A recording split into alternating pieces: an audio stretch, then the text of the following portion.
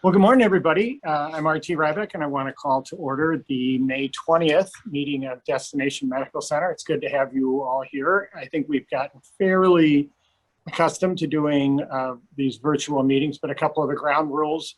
We'd like to people who, who are not on the committee to keep your cameras off. That's not because we don't want to see your lovely faces. It's because we need to see the faces of the people on the committee. So we're doing that. Also ask you obviously to mute. Members, just get used to the fact that we're going to do a lot of roll calls, which we have to do on all of this. And so why don't we in fact get rolling and ask Kathleen to call the roll. Happy to, Mr. Chair. And again, in alphabetical order, Beer. Here. Campbell. Here. Carlson. Here. Doherty. Here. Norton. Present. Ryback. Here. Williams. And Wheelock.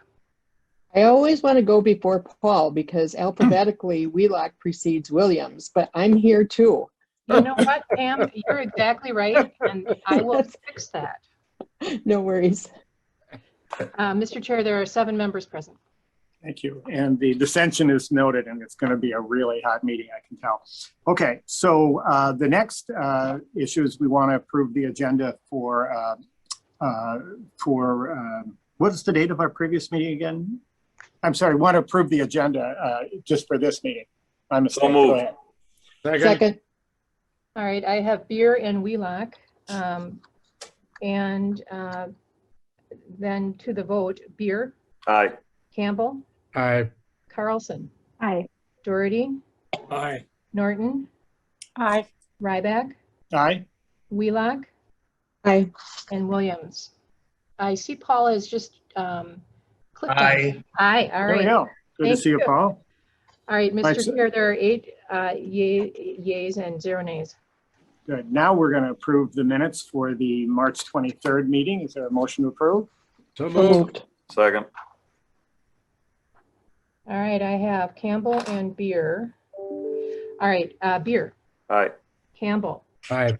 Carlson. Aye. Doherty. Aye. Norton. Aye. Ryback. Aye. Wheelock. Aye. Williams. Aye. Mr. Chair, there are 8 yeas and 0 nays. Thank you very much. We want to now open the public comment period. As you know, we have these at the beginning of each of our meetings. I do have to note that these were much more lively when we were in person than they have been virtually. And I do want people who are observing to know that we are very interested in your opinions. So if someone has them, they can step up. We do ask you to keep your comments to 2 minutes or less. And we will gently remind you at that mark and then not so gently afterwards. But we'd love to have any input if we can. Is there anyone who would like to be part of the public comment period?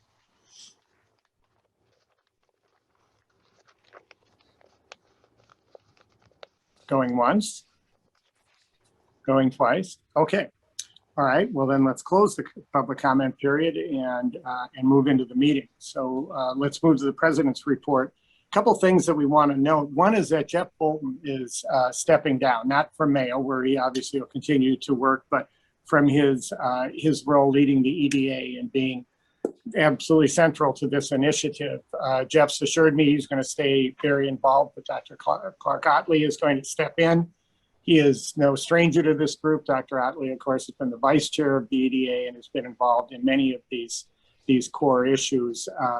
I had a good chance to catch up with both Dr. Otley and Jeff Bolton with Patrick, and there was no loss of ideas or energy for the project. So that was very encouraging. And so I just want to say personally how much Jeff's leadership has meant to me and to this group. For me, I say, because he has been a quiet, steady, incredibly engaged presence who has really, really helped steer us. And I just think probably people will never know what an enormous influence he has, but I do. And I just want to say publicly how much I appreciate Jeff's work and how excited I am to work with Dr. Utley. So does anyone have any comments about that? Mr. Chair, I would just echo your comments of appreciation and impact. And Mayo is a significant and dynamic organization that clearly needs his time and attention in a greater percentage of his day.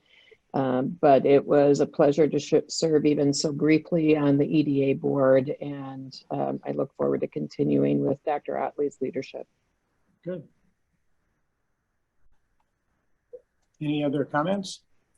Good. Well, Dr. Otley, we really appreciate having you here. I imagine you're on this call somewhere, and want to thank you very much for your role, and we will put you to even more work. I hope that's welcome, but it's certainly what is going to happen, because there is a lot going on. A couple other things. This meeting, we're going to do several things. You know, we've had these very packed meetings. This is not one that has this one or two big issues dominating. We're doing just a fairly wide variety of things. We're going to elect our board officers. We're going to hear updates on COVID, and not only just how COVID is doing for Olmsted County, but what implications that has for us. We're going to get our audit. We're going to hear about waterfront planning, which I'm really excited about. And I think we've talked about this before. It's a real kind of potential holy grail for us. And so I'm excited to get that update. We're just going to also get updates on a couple other things: Heart of the City, Discovery Square, transportation, and the 2022 capital budget. And finally, we're just going to hear a little bit about downtown retail strategies and energy. So there's a lot on the agenda, and none of them are huge controversial issues, as I understand, but I am excited to dive in. So why don't we do that, and we'll move on to the election of officers. So the way this works is that we elect a chair, a vice chair, and a treasurer. And the secretary and the assistant treasurer are appointed by the chair. The position of chair is a little unusual because it has to come from the governor appointees.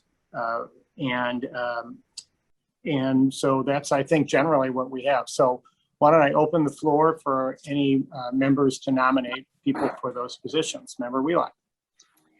Mr. Chair, it would be my pleasure and honor to nominate for chair R.T. Ryback, for vice chair Mayor Kim Norton, and for treasurer Commissioner Jim Beer. I am very excited and hopeful that they will accept these roles, and that my colleagues on the board will support that nomination as well. I particularly think having some stability in the chair of the board during a year of transition, Patrick's first year coming on, adds great value, and your leadership and your knowledge of Rochester and of the goals of this organization have been invaluable, and we're imploring you to continue in that role, RT, for one more year, or I am. And Mayor Norton and Commissioner Beer, I think just the trifecta of having the city, the county, and a state representative serve as the officers of this board, the passion and the commitment that each of you have demonstrated to the goals of this organization have been laudable. And frankly, within your own institutions and public sector organizations, your leadership on these issues has great impact, and your voices are highly regarded. And I would love to make that a motion and see if one of my colleagues would be willing to second. Can you hear a second?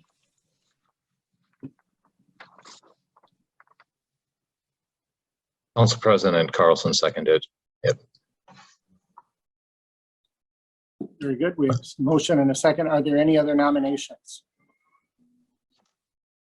Any other nominations? Okay, why don't we, Kathleen, move to the roll call?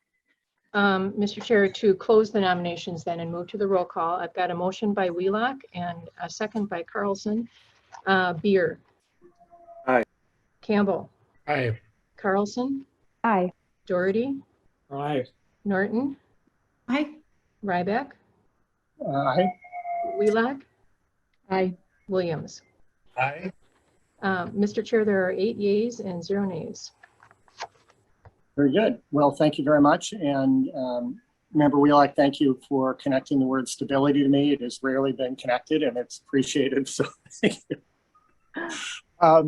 So the two other positions, Secretary and Assistant Treasurer, I would like to nominate Member Wheelock for the Board Secretary and Dale Martinson to continue as Assistant Treasurer.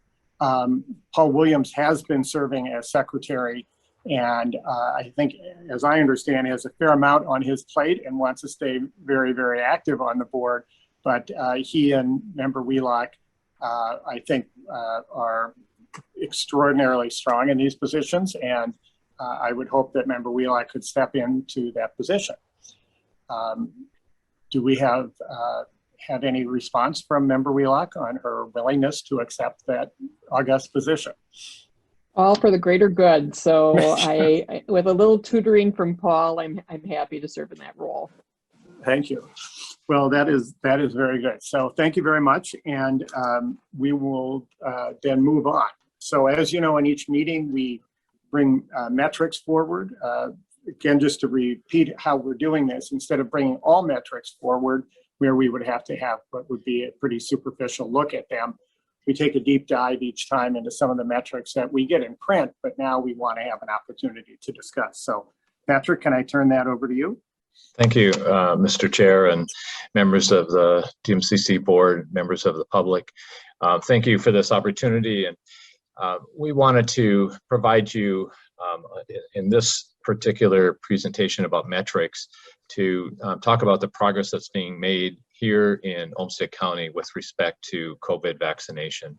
As you recall, and we'll look at the next slide, nearly a year ago when we retained HRNA, the economic analysis firm, when we were still very much in the middle of the pandemic and unclear about how to anticipate a way out of it from an economic development point of view. They helped us in distilling the various scenarios and the ways to think about how this kind of shock of the COVID pandemic would have, and mirrored it with other kinds of economic shocks, but of course this one being quite different.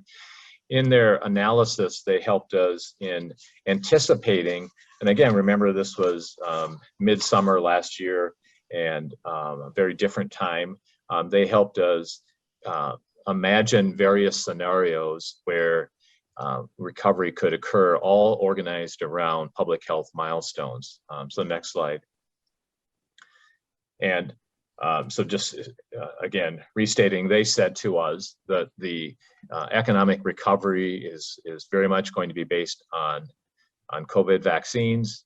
And so let's look at how we are doing here in Rochester and Olmsted County. These are data that are current as of May 17th. And this is statewide data.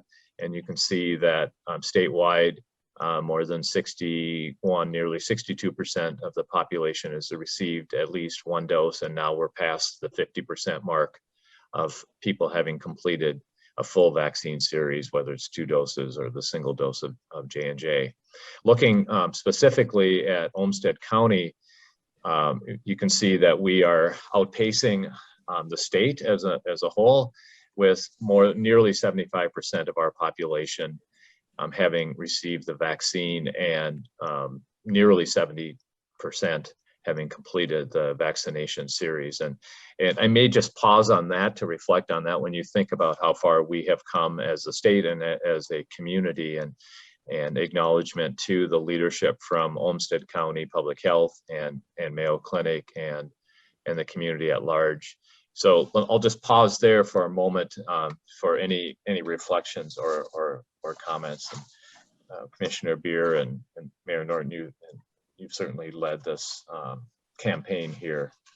And members, just because we have this slide up, I can't see you, so it's okay to say, hey, Chair. This is the mayor. Sorry, I had my hand up. Go ahead, Mayor. I just wanted to let you know we have had a wonderful partnership with the county, with Mayo Clinic and Olmsted Medical Center throughout the whole pandemic, but it was particularly useful and positive as we moved into this whole realm of vaccinations. And I'll just say it was very confusing at the beginning because we had the state, we had the county, everybody was doing, sometimes Mayo Clinic has such a large population, they were doing their employees first, and And so we had many systems working, and it was a little frustrating, but everybody stuck with it. And we ended up with a very positive relationship and a real focus on making sure we reached our hard to reach populations. They did between Olmsted County Public Health and Mayo Clinic in particular. They went out into the community. They worked with our homeless population. They worked in different segments, going to community centers and churches and opening the opportunity for everyone, and particularly in our hard to reach populations, most diverse populations. And there was a lot of outreach done with nonprofits to help. So I would just say I was really impressed. And if you looked at Rochester only numbers, and I had the opportunity to ask public health to pull those last week just for the 4 Rochester zip codes, we were over 85% with, and that was last Friday, so far, higher now, that had had 1 dose, and nearing 80% that had had both in Rochester proper. So we are doing a really wonderful job here. I will say that some of those that are not yet vaccinated are probably some of our hard to reach populations, and we don't, we're not going to stop our efforts. So just want you to know, we've done due diligence down here, and it's been a very positive working relationship, but I've appreciated Mayo and Olmsted County Public Health and Olmsted Medical as well. It's incredibly impressive. Other comments? Yeah, this is Commissioner Beer. I'd like to echo what the mayor said. Now we're entering a new phase. The part that's going to be hard now is we're entering a new phase. And these are the people that are either anti-vaxxers or ambivalent or don't want to take the time to set up an appointment. So we've got to make sure that we continue the effort and continue the strong effort. We've done well, but we can't stop now. We can't rest on our laurels. So we're making a lot of efforts in conjunction with the Mayo Clinic and Olmsted Medical to reach these hard to reach populations. And for whatever reason, they've chosen not to get a vaccination. We're trying to get everybody vaccinated, because I think that's the key. Mr. Chair, can I just add one Please. last comment? Yes. To those who might be listening that are not yet vaccinated, please go get vaccinated. I can't let a moment go. If we have an opportunity to encourage people, we need to do that. We're a community of health, and we need everybody vaccinated that can be. Great. Thank you. Other comments? Well, it's really incredibly impressive work. Patrick, anything else you want to move on? Yeah, let's just move to the next slide.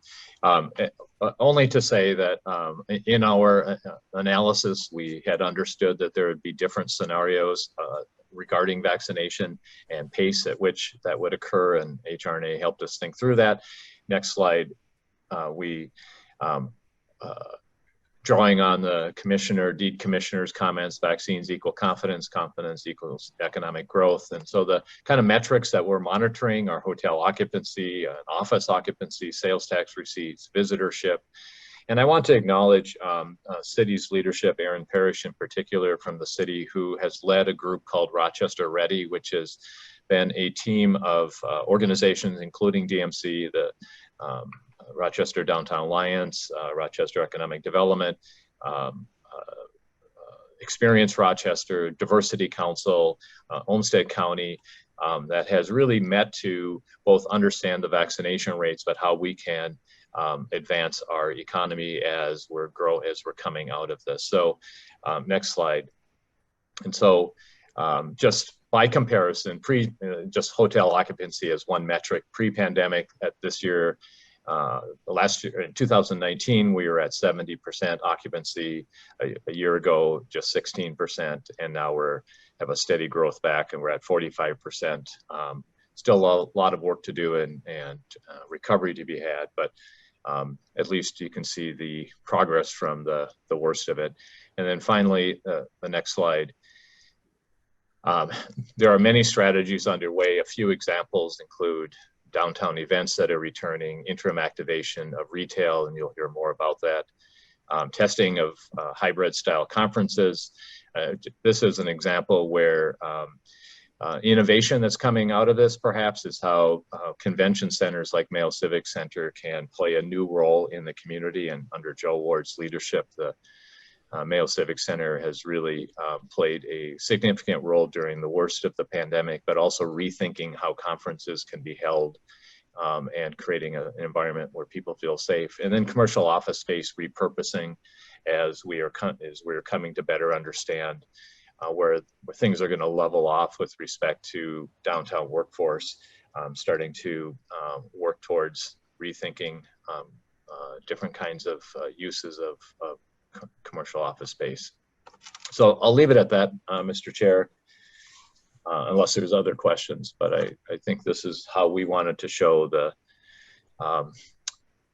how Rochester and Olmsted County is addressing COVID and the economic response. Well, thank you very much. Any other comments, members? Seeing none, just thank you very much, certainly to everybody involved in that, and just the general public. The mayor's call to get vaccinated is certainly wise, and it's really, really encouraging to see what's happened. I mean, I think we remember last April with the hotel vacancy occupancy at 15%, and 45% is not 70%, but it's not 15% either.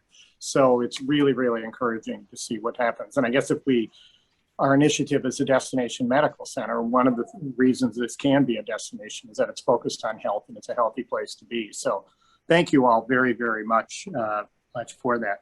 Okay, we're going to move into the consent agenda. There is a resolution within that, and it's an authorization for an extension to an agreement of risk management. Kathleen, I'm going to ask you to just sort of go over what all is in the consent agenda, and then see if you feel whether we should take that out as an individual action or not. Sure, Mr. Chair. The consent agenda has two items. The first is a resolution that authorizes an extension for the risk management consultant that the DMCC has had for about, I would say, 7 or 8 years. The risk consultant not only looks at the insurance portfolio for the DMCC, but our contract with the EDA also says that there should be a 5-year look at what the EDA's insurance portfolio is as well, to make sure that the DMCC is covered actually through what the EDA is doing. So the amendment would authorize a 2-year extension at a not to exceed amount of $15,000 per year. That's resolution A. And then the second item on the consent agenda is the typical year-to-date update for the DMCC budget. So, Mr. Chair, I leave it to the board to see if they want to pull one of these off, or questions or the like. Okay. Are there any items? Member Wheelock, do I see your hand up? Yes, I do. Go ahead. Yeah, Mr. Chair, I don't have any issue with either of them, but I would like to just make a comment on item B. So I'll move approval of item A for now. Okay. Do we have a second? Moved and seconded. Mayor, did you have a comment on that? Nope, just seconding. Okay, good. Well, then we have a third. Thank you. Okay. Kathleen, do you want to call the roll? Yes, Mr. Chair. So I've got the resolution, the motion offered by Wheelock, seconded by Norton. Beer. Aye. Campbell. Aye. Carlson. Aye. Doherty. Norton. Aye. Ryback. Excuse me. Aye. Sorry, Aye. I have on mute. Doherty. Aye. Thank you. Wheelock Aye. and Williams. Aye. Mr. Chair, there are 8 yeas and 0 nays. Good. Any other items we want to take off the consent agenda? Otherwise, we'll move it all. Member Wheelock? Well, actually, Mr. Chair, I will move approval of item B to receive and file the DMCC 2021 budget. And maybe after there's a second, I can just make a request of staff. Great. Do we have a second? Second. Oh, Carl Williams?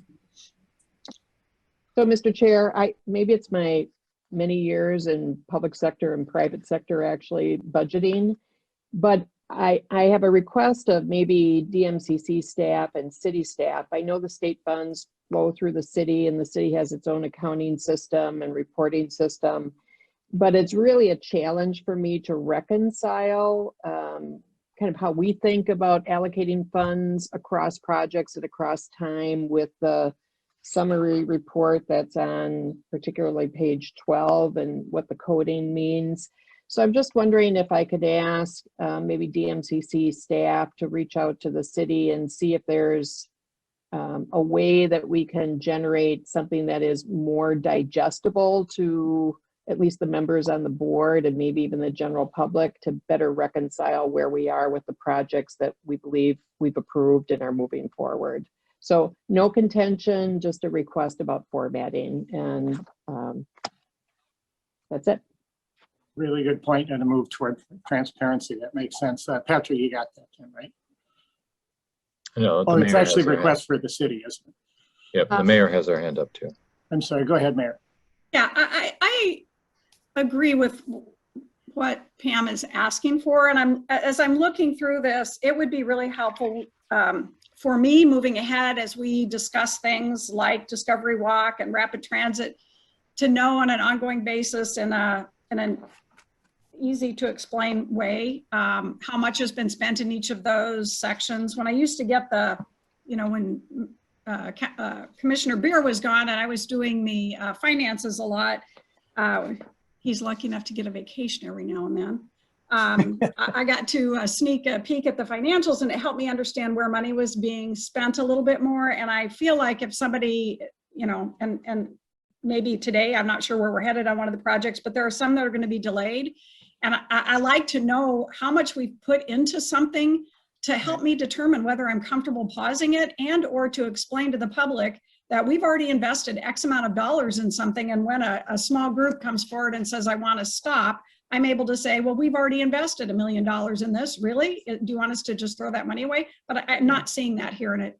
So I'm just looking to see if we could get a little more granularity.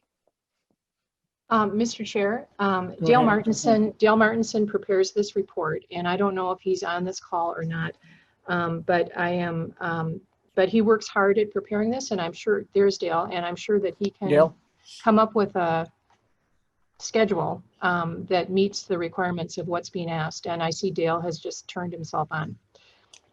Yeah, sure. I mean, we can summarize it any way that we want. This basically comes out when Kathleen is asking me to get something ready for the next packet, and we pull it right off of our ledger and do it by project number, but we can certainly group them together in category areas if that's what you're looking for. Again, this idea of transparency, some people wanted to see the detail to know that. Some people say, well, transparency is more putting it into a summary so I can understand it a little easier. So, but we can certainly make either available or both. So.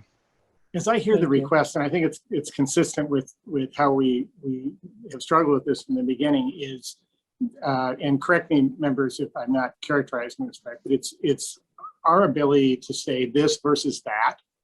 Here's what we've done, and here's how much we have left to do. If I invest in this, what is the consequence? What doesn't get invested in? And so allowing us to move more clearly from do I like this to is this priority better than that? And so giving us the tools with clarity, and your point about too much depth is not necessarily transparent, it's just confusing.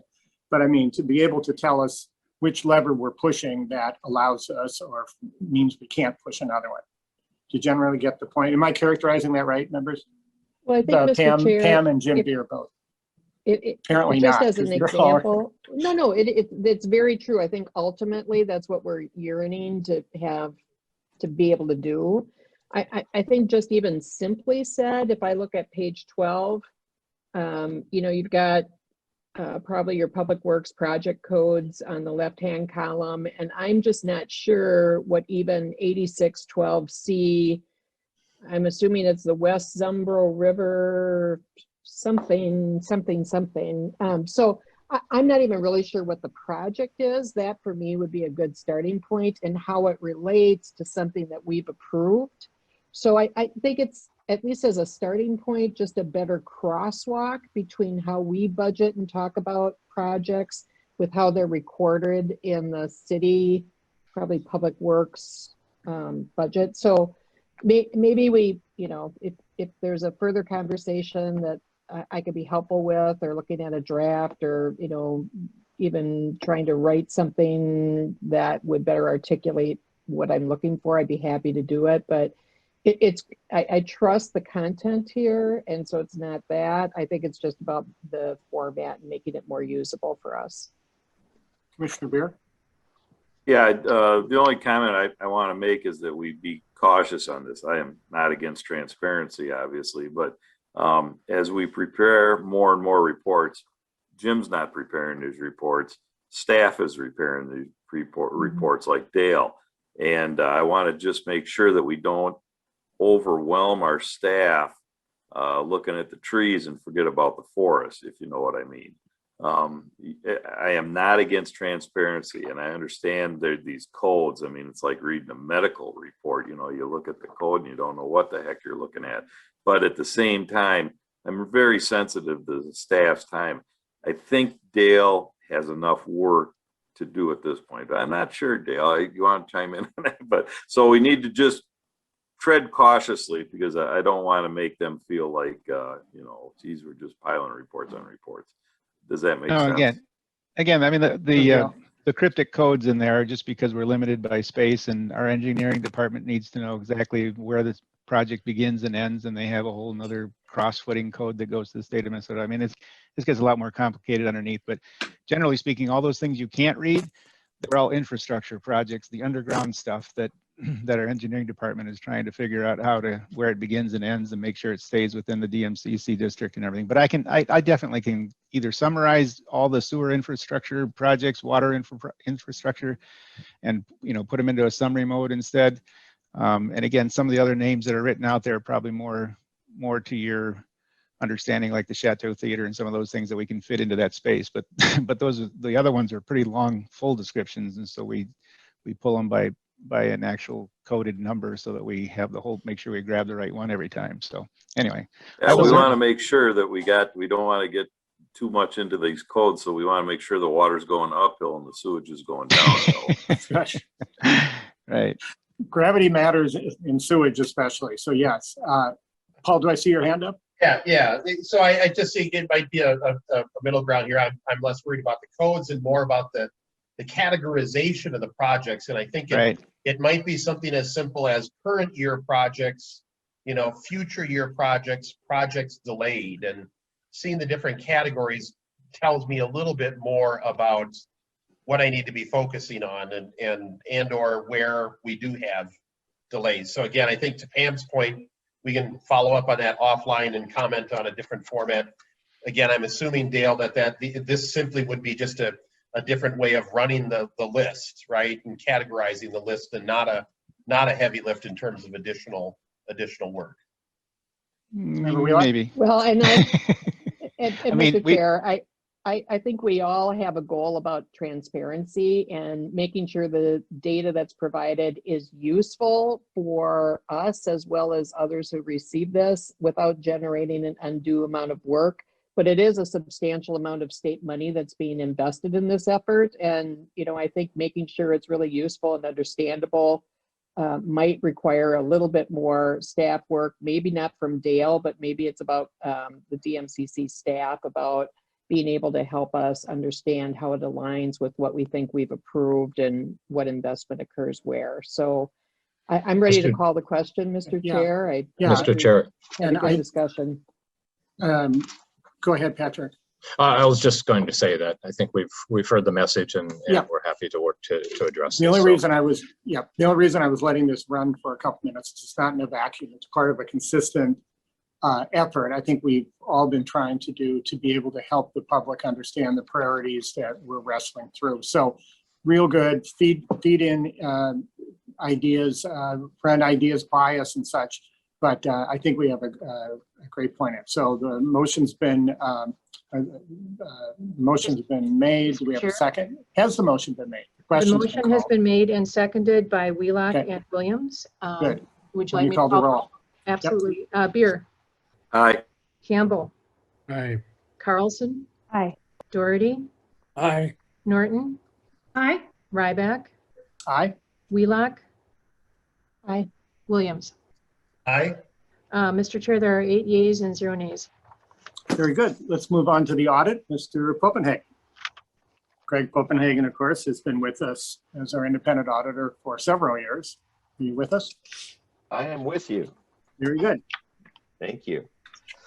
And I'll just give Allison just a second. So I have just a short agenda that I'll take you through here this morning. Won't require a whole lot of time, but I'll just talk a little bit about the financial statements, the audit results, and then just a few required communications.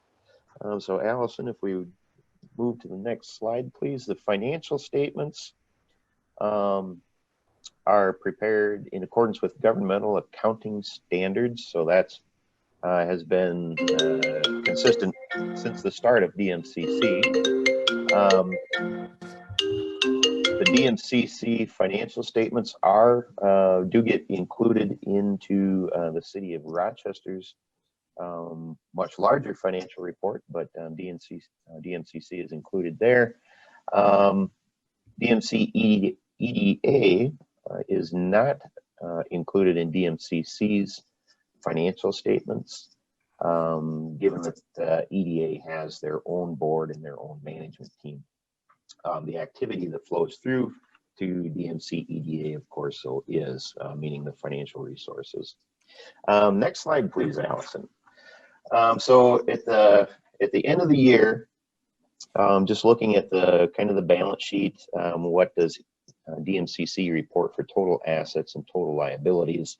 You can see that the two are equal each year, which is kind of consistent with the nature of DMCC in that we're funneling resources through to the actual users of those resources. So we're passing through. We're not building or retaining a fund balance at DMCC. So assets equal liabilities.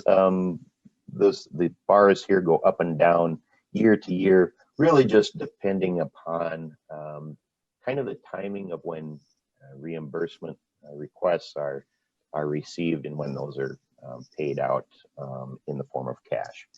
The revenues and the expenses, kind of the same deal. They are equal. So DMCC is flowing financial resources through to EDA and other vendors. So very good activity level for 2020, even given all of the challenges from COVID-19 during much of the calendar year. Audit results, clean opinion on the financial statements. So we're comfortable that the financials are fairly stated in all material respects in accordance with accounting principles to the best of our knowledge. Internal controls was a clean report there, no findings. Kind of the maps and the TAR process continues to work well for DMCC. The Minnesota Legal Compliance Report, these are a few kind of a subset of Minnesota statutes that we have to test compliance for specifically each year. And we conducted that testing and there are no findings. Okay, the required communications, basically the audit provides reasonable but not absolute assurance. So we do set a materiality level each year with each iteration of the audit. We don't look at every single transaction that goes through, but we look at things on a test basis, and the test results were positive. So accounting policies are consistent. There's with prior years, there's been no changes in the application of accounting principles or policies, no audit adjustments. So again, the MAPS and TAR process continues to work very well. And we just had a very good working relationship with the City of Rochester staff. So Dale Martinson and Joy Harris, we work with them most during the DMCC audit, and we appreciate the assistance. So continues to work very well. Then just items as per usual. We complete the audit first, and then we'll follow with the Form 990 and state returns, tax returns to be filed for DMCC. So that is to be completed. Mr. Chair, that is what I have for you for prepared remarks. If there's questions, certainly we can entertain them, but I will turn this back to you, sir. Very good. Any questions? If not, we will ask for a motion to approve. As your treasurer, I've Accept the audit. reviewed this report and done a exit interview with Craig, and I find everything to be acceptable, so I'll make a motion to approve. Do we have a second? Second. Very good. Kathleen, if you would call the roll. Yes, the motion was offered by Beer, seconded by Wheelock. Beer, Aye. Campbell, Aye. Carlson, Aye. Doherty, Aye. Norton, Aye. Ryback. Aye. Wheelock, Aye. Williams. Aye. Mr. Chair, there are 8 yeas and 0 nays. Very good. So we've gone through a lot of the administrative parts so far in this meeting. Now we're going to move into some of the projects we have and some of the, I think, pretty exciting initiatives. And I have to say, I'm really excited about this first one. It's about our opportunity on the waterfront, which I've sort of seen as a holy grail sitting out there for a while. So Patrick, do you want to introduce our guest speakers? Yes, I will do that.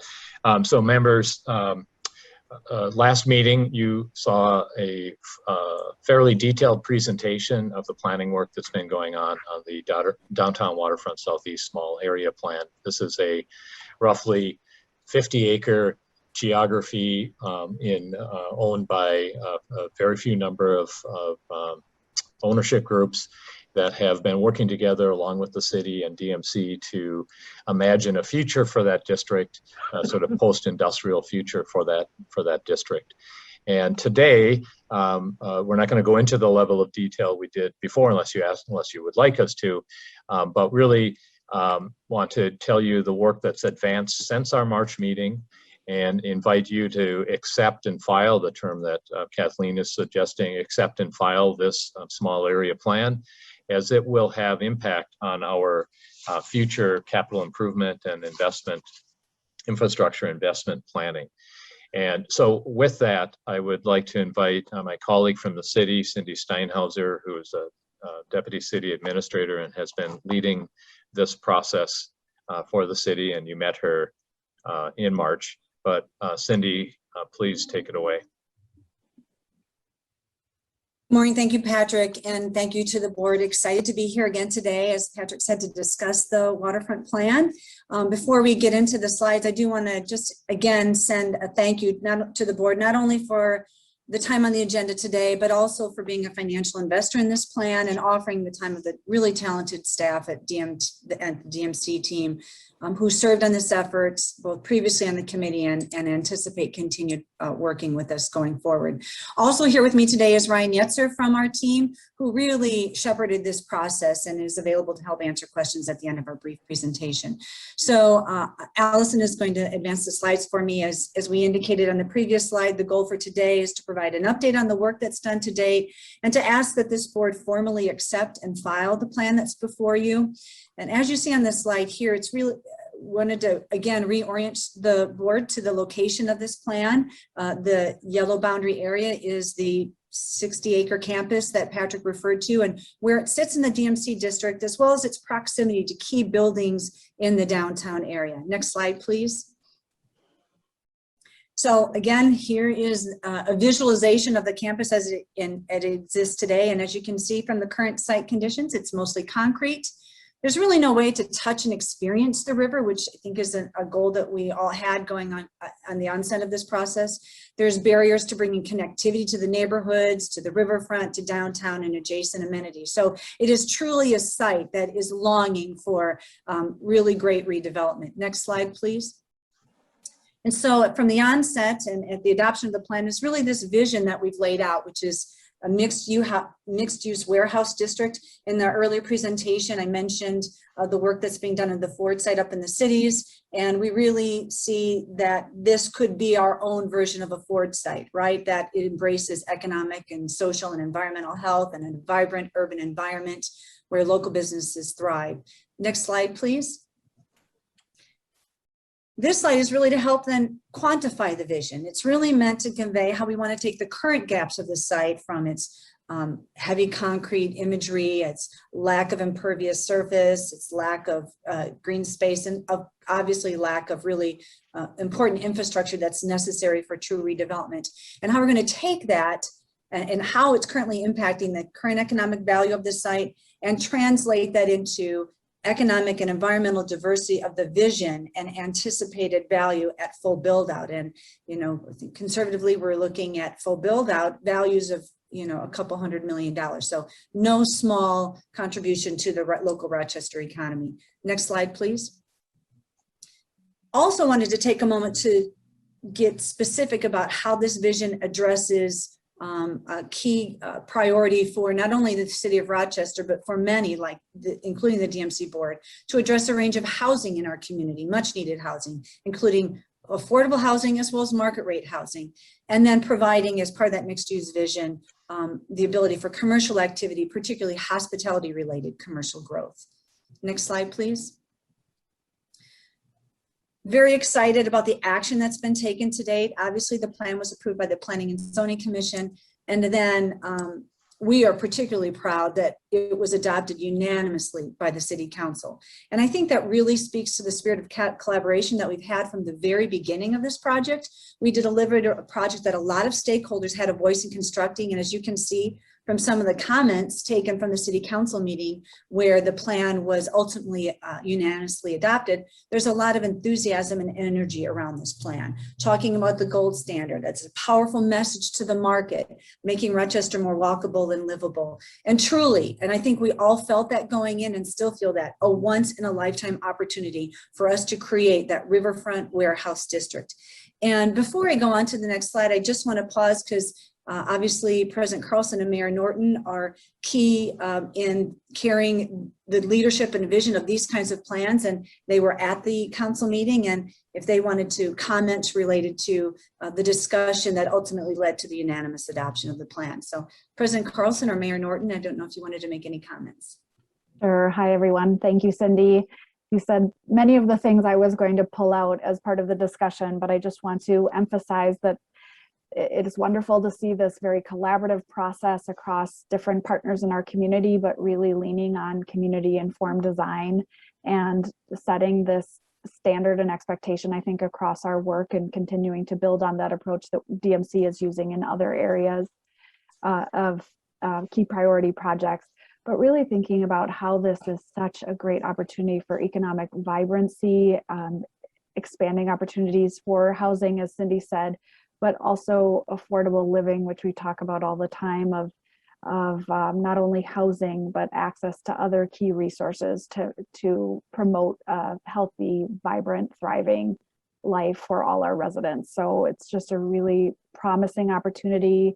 I think it lives our values, our foundational principles of the city, including social equity, but also environmental stewardship and thinking about the design of the built environment, connecting to hopefully district energy, which is a new effort within the city, and stormwater management and all these other really important principles to promote sustainability. So it's a really exciting opportunity for our community and looking forward to seeing how this unfolds. Mayor, did you want to add anything? No, I think you've covered it. Thank you. There's a lot of enthusiasm for it and we're excited. You know, one of the things that from the beginning is we try to get this balance right about where should we lead, meaning Destination Medical Center, and where should we follow. This is one where clearly the lead is in the city. And I think this is one, honestly, tell us what you need to keep moving this forward. And, you know, one of the things that I think is important as we do this is to always think of connectivity. This is very much of connecting the waterfront, and Rochester becomes a destination because of that. It's also a destination because part of the city and Discovery Walk. And if we're really mindful about how this connects, say, via Historic Third and connects to those others, I think part of what we really need to do in our body is to see that connectivity and ask for you guys to give us a very clear sense of where do you need help on this. So including last meeting, Mayor, I really appreciate you telling me it's a great idea to take my paddleboard down the river, but it gets a little shallow some places. So thank you for enlivening me. Patrick, go ahead. Jim, By the way, Jim- Patrick, I'm sorry, before I introduce you, sorry for that. I just wanted to note that Senator Senjum has joined the meeting. Great to have you, Senator. Know you're busy and happy you're here. Go ahead, Patrick. I just noting that Jim Campbell has his hand up, so you can't always Oh, see I'm sorry. everybody, Okay, so. go ahead, Jim. Well, in the years that we've been working at DMC, very candidly, I think this is probably the most exciting project that I have seen since day one. In fact, I look at this 60 plus acres as the second coming of the Ford project in St. Paul. And I think we need to think as creatively as we have ever thought. We need to bring in the very best world-class developers that we can possibly find to help create something as exciting as Rochester, as we're seeing happen on the Ford site in St. Paul. The second thing I'd say is that I spent Monday and Tuesday in Rochester at the Hilton Hotel looking down from the 16th floor, and spent a lot of time driving around, and we've done a great job of protecting human beings from the river from Soldier Field Golf Course to Silver Lake. You can see the river, but you can't get to it.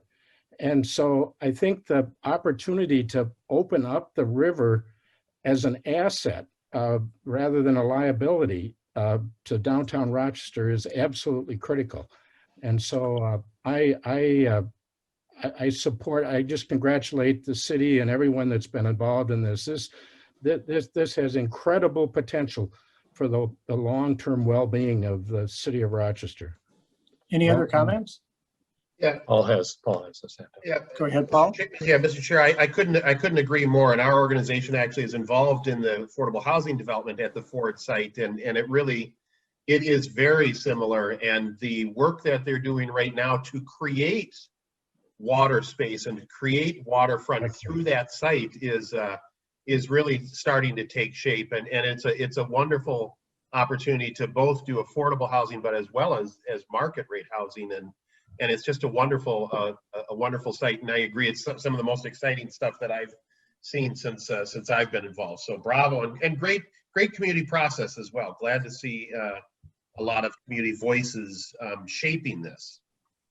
Any other comments?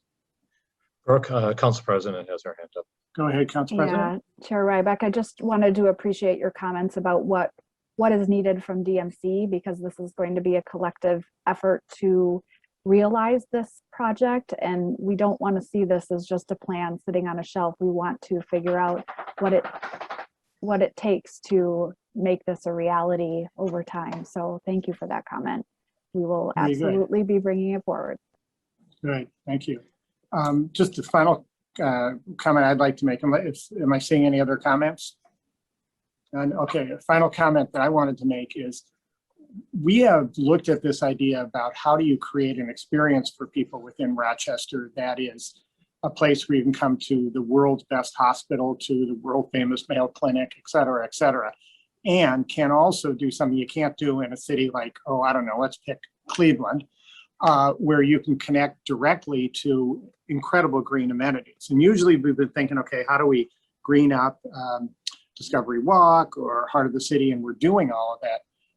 But I think it's important for us to turn that around and not think starting at Mayo and downtown, but starting with these amazing green amenities so close to the medical visitor experience. Soldiers Field, certainly, Kutsky Park, all of the great parks and bike trails for maybe 100 miles connecting this and the river. So we don't need to necessarily start from zero with greening this community. We simply need to connect a few blocks. And so this is a very, very exciting opportunity. I'm going to stay on this connection theme because this is the thing that we can really do with this specific body, is help on that connective tissue. So thank you very much. So we really appreciate that presentation. And I think public members, you're hearing a lot of support from this board. So ask us for help. Let's move on to some updates from the city of Rochester. No, I think, sorry, I think we are going to, did we need a motion on that, Kathleen, to? Yes, I'm sorry, I was muted. Mr. Chair, there should be a motion to receive and file. Okay, so I'm sorry. Let's start with, do we have a motion to receive and file? Was Ms. moved. Steinhauser done with her Second. presentation? There were a couple of other slides that did talk about some of the next steps, Okay. but I think we heard strongly the enthusiasm for advancing. So I'm sorry, I didn't hear the maker of the motion or the seconder. In the Here was chair's the second. in the chair's enthusiasm, he wants to apologize for botching that. So we'll get this again. So you got the motion in the second. Please call the roll. And I didn't, could you, the maker of the motion repeat that? I'm Campbell, sorry, Jim Campbell. Okay, Campbell, Doherty. and who is the Doherty. second? Doherty. Okay, thank you. Beer. Aye. Campbell. Aye. Carlson. Aye. Doherty. Aye. Norton. Aye. Ryback. aye. Wheelock. Aye. Williams. Aye. Mr. Chair, there are 8 yeas and 0 nays. Excellent. Thank you. I got an idea. Let's move on to the project updates from the city of Rochester. so I'll kick this off, Mr. Chair. Thanks, And Patrick. yes, so we are going to just provide brief updates on Heart of the City, Discovery Square, and transportation. I say brief updates, but that depends on the conversation that was had. But I'm going to ask Jamie Rothy, who has been leading our work with Heart of the City, to again provide a brief update specifically on the work we have been doing with Peace Plaza and the progress in that project. Jamie? Yes, good morning, everybody. Thanks, Allison, for moving forward the slides this morning, and thank you for having me. Today's update, I'll be providing an update regarding milestones, the business forward strategy, and the construction schedule. We'll also wrap up our conversation with a few updates regarding some project evolution and some outstanding issues, as well as the inaugural year and activation strategy. The images that you're seeing in front of you are some exciting images of progress in the area. If you haven't been down to the area lately, you'll notice that on the left-hand side, this is the corner of First Ave and 2nd Street looking north. So imagine Eagle Drug is to your right, and just to your left, you can see the Marriott Hotel. And using the business forward strategy, we're trying to open up areas as quickly as possible, not keeping things fenced in so that the space can be used as quickly as possible. And so this is an example of the street pavers being complete and also allowing the use of the street for the Marriott traffic. So the valet can use this right now and has been able to have access to their front of their hotel during this entire project.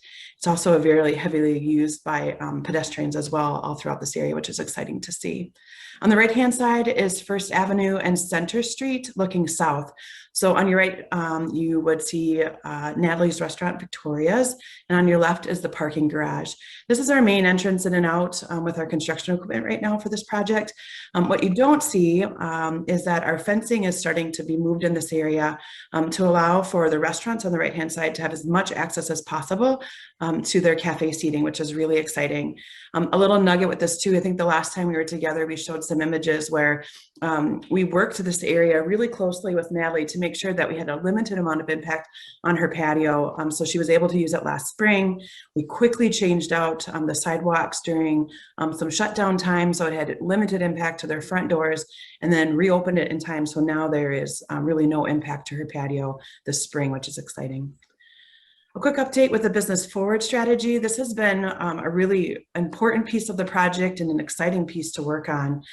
Prior to construction, you might recall we shared that we met with the majority of the stakeholders, business owners, landowners, users of the space to try to understand what was the potential impact to construction.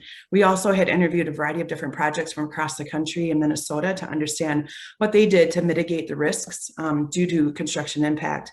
We took all that information, and that's what informed our construction strategy, now known as the business forward strategy. You also might recall that during this time is when COVID hit. So we used that opportunity to come back and continue to evaluate our strategies and making sure that we're pivoting along with what was happening in our own community and across the country. We've seen a tremendous amount of positive impact with the business forward strategy. Construction, we know, can be invasive and can be very disruptive, but we feel by using microphasing, commitment to communications with all of our stakeholders, and activation and programming within this area, we've really tried to mitigate impact. And we continue to learn and apply these in lots of different ways. Our group meets on a regular basis with internally and with all of our stakeholders to understand how we can continually improve what's happening down there. We're also applying this to current projects in our city. Discovery Walk has a business forward strategy. The Broadway Avenue project has one, Bus Rapid Transit as well. And we're continuing to use those opportunities to learn and apply them to other future projects as well. Quick update on the schedule. This is a schedule that you've seen in the past.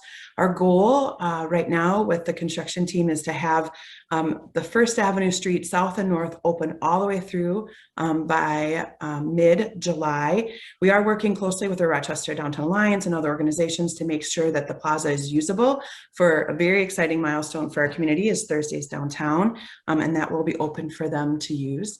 And then we're looking at the Peace Plaza East Side to be open by early August. A few things that we're working through, which I'll talk about on the next slide, that may have a slight impact on that date. Allison, thank you. So project evolution and outstanding issues. The last time we were together, we highlighted a few things that we were working through. Wanted to provide an update on those. The Peace Plaza catenary lighting system designed by Raphael Vlano Hemmer is a beautiful interactive light catenary system that is above the east side of the plaza. What we found throughout this process is that the custom engineering and supply chain issues due to COVID-19, with the increased cost of manufacturing due to COVID, really has put the budget for this out of reach and components of it. So what we're trying to do is look at design modifications, look at different sources, potential different phasing, so that we can keep the integrity of the project, keep great lighting, keep some interactivity with it, and really keep the integrity of the design. We're moving forward with this daily, and we really feel confident that we'll have a beautiful catenary system that will look similar to this, but it may just interact with the community just slightly different. And we'll provide updates as we continue to move through this project. The last piece we'd like to provide an update on is the inaugural year and activation strategy. The inaugural year is incredibly important for the plaza. In the past, certain community members may have not felt welcome into the area or may have not used it. And so from the get-go, we want to make sure that our entire community and visitors are welcomed to the space. We've already partnered with the Rochester Downtown Alliance to start a series of live events and music in the space. There's also beautification efforts happening and added horticulture within and around the construction site and the west side of the plaza. We're also looking at programming over this next year while we're still in construction that's related to all the major art installations that are listed below, and then anticipating a grand opening event later this summer. And the last slide is just, I'll end on the current image of the plaza. This would be standing on the east side, looking west, like as you're walking out of the Galleria, where you can see the Peace Fountain in front of you, along with the rest of the plaza. Any quick comments from members on it? Seeing none, I just want to say a quick thing of thank you for putting in trees that matter. I have seen so many plans over the years that look so great, and then when construction happens, this little twig goes out with its baby little leaves that wither and die. You put in big honking trees and it makes all the difference. And seeing people out of cafes around them is great. So thank you. Paul. Yeah, question, just so I know we had, and I need to be reminded of kind of the process and where we're at in all this. We had a number of items that were pretty big ticket financial items, and I can't remember if there's more to come on some of those projects, or if we approved those and those are just kind of being phased in. I just need to be reminded of kind of where that all stood. I can respond to that, Mr. Chair. Paul, I think you're referring to the Discovery Walk, where there were a number of ad alts that we are contemplating for Discovery Walk. So that we'll be better prepared to talk about that in a moment. But I think that's what you're referring to. Yes, thank you. Appreciate it. While I have the floor, I may just take a moment to acknowledge the men and women of the construction and contractor teams that have been working throughout the winter, working through COVID, who've gotten to know all of the businesses and the owners and the merchants by name, who have come to work with the understanding that they are not electricians or plumbers or bricklayers, but they are business prosperity agents. And that's really the model that we're creating, testing out in heart of the city and learning from, will allow us to do a better job at Broadway and Discovery Walk and the rapid transit. I mean, billions of dollars of new investment that are going to happen, and we need to keep learning and testing out processes that make it easier and more successful for our businesses and our community to prosper during this era of dramatic change. Great. Okay, thank you. Great point. The mayor has her hand up too. I'm sorry, Mayor, didn't see that. Go ahead. That's okay. I was just going to mention something. This is really exciting to get so near the end of this. It just seems like it's been forever, but I really am excited for this to open up. And I know the community is too. And one of the issues, I too am thrilled that we have trees. I've been to communities that have full-size trees in their downtown, thinking of Vancouver for one, which is just a fabulous city to be in with all their greenery. The one issue we have had, and Patrick I'm sure has heard this, there are some of the businesses along that street who are worried that their signage is no longer going to be viewable. So whether that means the city has to change some sign ordinances, or we need to maybe support our businesses as they do a little bit of different kind of signage to make them more visible and more comfortable, that they can be seen, and that the trees aren't blocking people's view of them and thinking to come down because they can see that cute little sign down there. I think we just need to be really cognizant of that. So I too am excited about the trees, but I just wanted to bring this up. We may need to support some of our businesses with additional signage in the future. Great. Thank you. Okay, why don't we move on to Discovery President Square? Carlson has her. Yeah, just very quick comment. Patrick, this is okay. Keep reminding me because I'm sorry, members. I didn't see your hand there. So go No ahead. problem. Just really quick thank you to the DMC team for the business forward strategy. I think that is essential to this work. And while we can't always please everyone, I'm watching the DMC team and the city leaders be very responsive whenever challenges come up, and just really appreciate that and think it should also be the gold standard for our projects moving forward. Thank you very much. Okay, let's move on to Discovery Square. Thank you, members. I'm going to invite Chris Shad from our team, who you've met on numerous occasions, who leads our Discovery Square work, both economic development, and has led the Discovery Walk work as well. So Chris, invite you to provide an update to the board. Great, thank you, Patrick, and thank you everybody for the opportunity to share an update here. I have two kinds of updates. One is around economic development, and the other is around public realm Discovery Walk project. Under economic development in Discovery Square, we've really reached a significant milestone. The One Discovery Square building is 100% leased up. There's no more space available. And it was just a few short years ago, this board had the vision to make Discovery Square a strategic priority, to create jobs, diversify the economy, and the momentum there in Discovery Square is undeniable.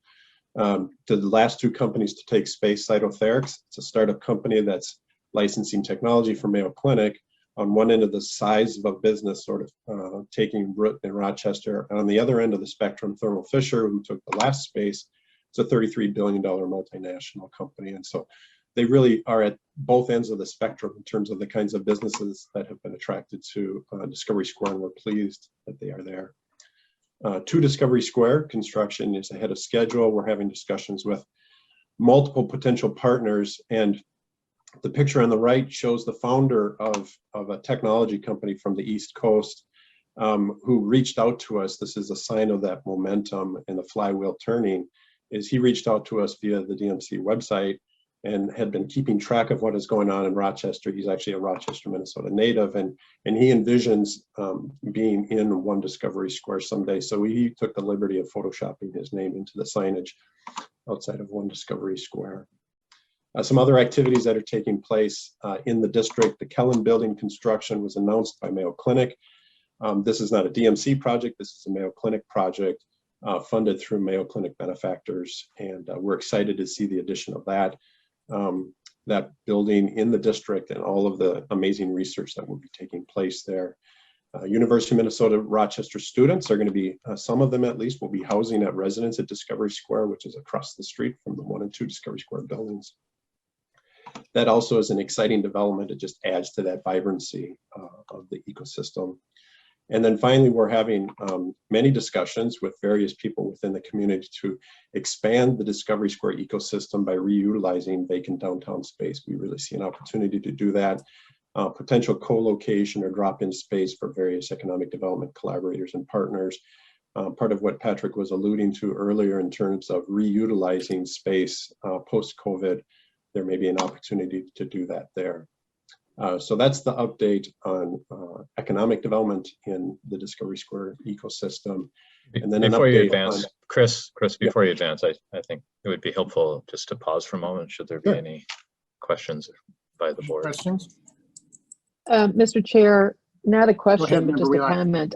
I could not be more delighted about the news that Discovery Square is 100% leased, and particularly under the circumstances of the last 15 months or so. So that's a huge milestone and will really be the foundation and seed future economic development in the area of our interest. So congratulations to all those involved. Other comments? Quick one. I just loved us thinking about the Discovery Square ecosystem, because this has never been about just that building or those buildings themselves. It's about creating a much broader economic base for Rochester, which requires having lots of these other tangential things happen. So up to and including the UMR. So it's really, really exciting work. Thank you. thank you. I see Mayor Norton has her hand up. Mayor Norton? Yeah, I would just add, it's possible we can get to this later at the end of the meeting if we have time, if not another time. The city has been working in partnership with a number of other folks to work on economic development collaborations ourselves, and have a number of grants in too. And so I just want to let you know there's a lot of work being done in this area, not just by DMC, but it will link with DMC when we're ready, which is coming up in the next week or two. Good. Kind of a cryptic way of saying there's been exciting progress under the mayor's leadership with 2 international grant opportunities. That is where we all have our collective fingers crossed and counting on the pitches that she is making to those important bodies. So I'll just comment too, Chair Ryback. You might recognize the individual in that picture, and if you don't, it's Peter Bianco, who is currently in Rochester, New York, and he's looking to relocate to Rochester, Minnesota. So he should come back because he used to live next to my wife. So he sends get back where you belong. All right, on to the update on Discovery Walk.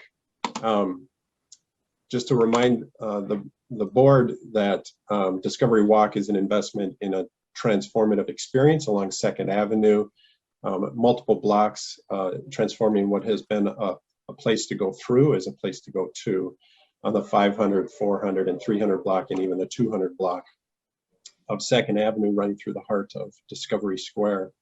And next slide, please. It's also a significant investment in the infrastructure underneath the ground of 2nd Avenue.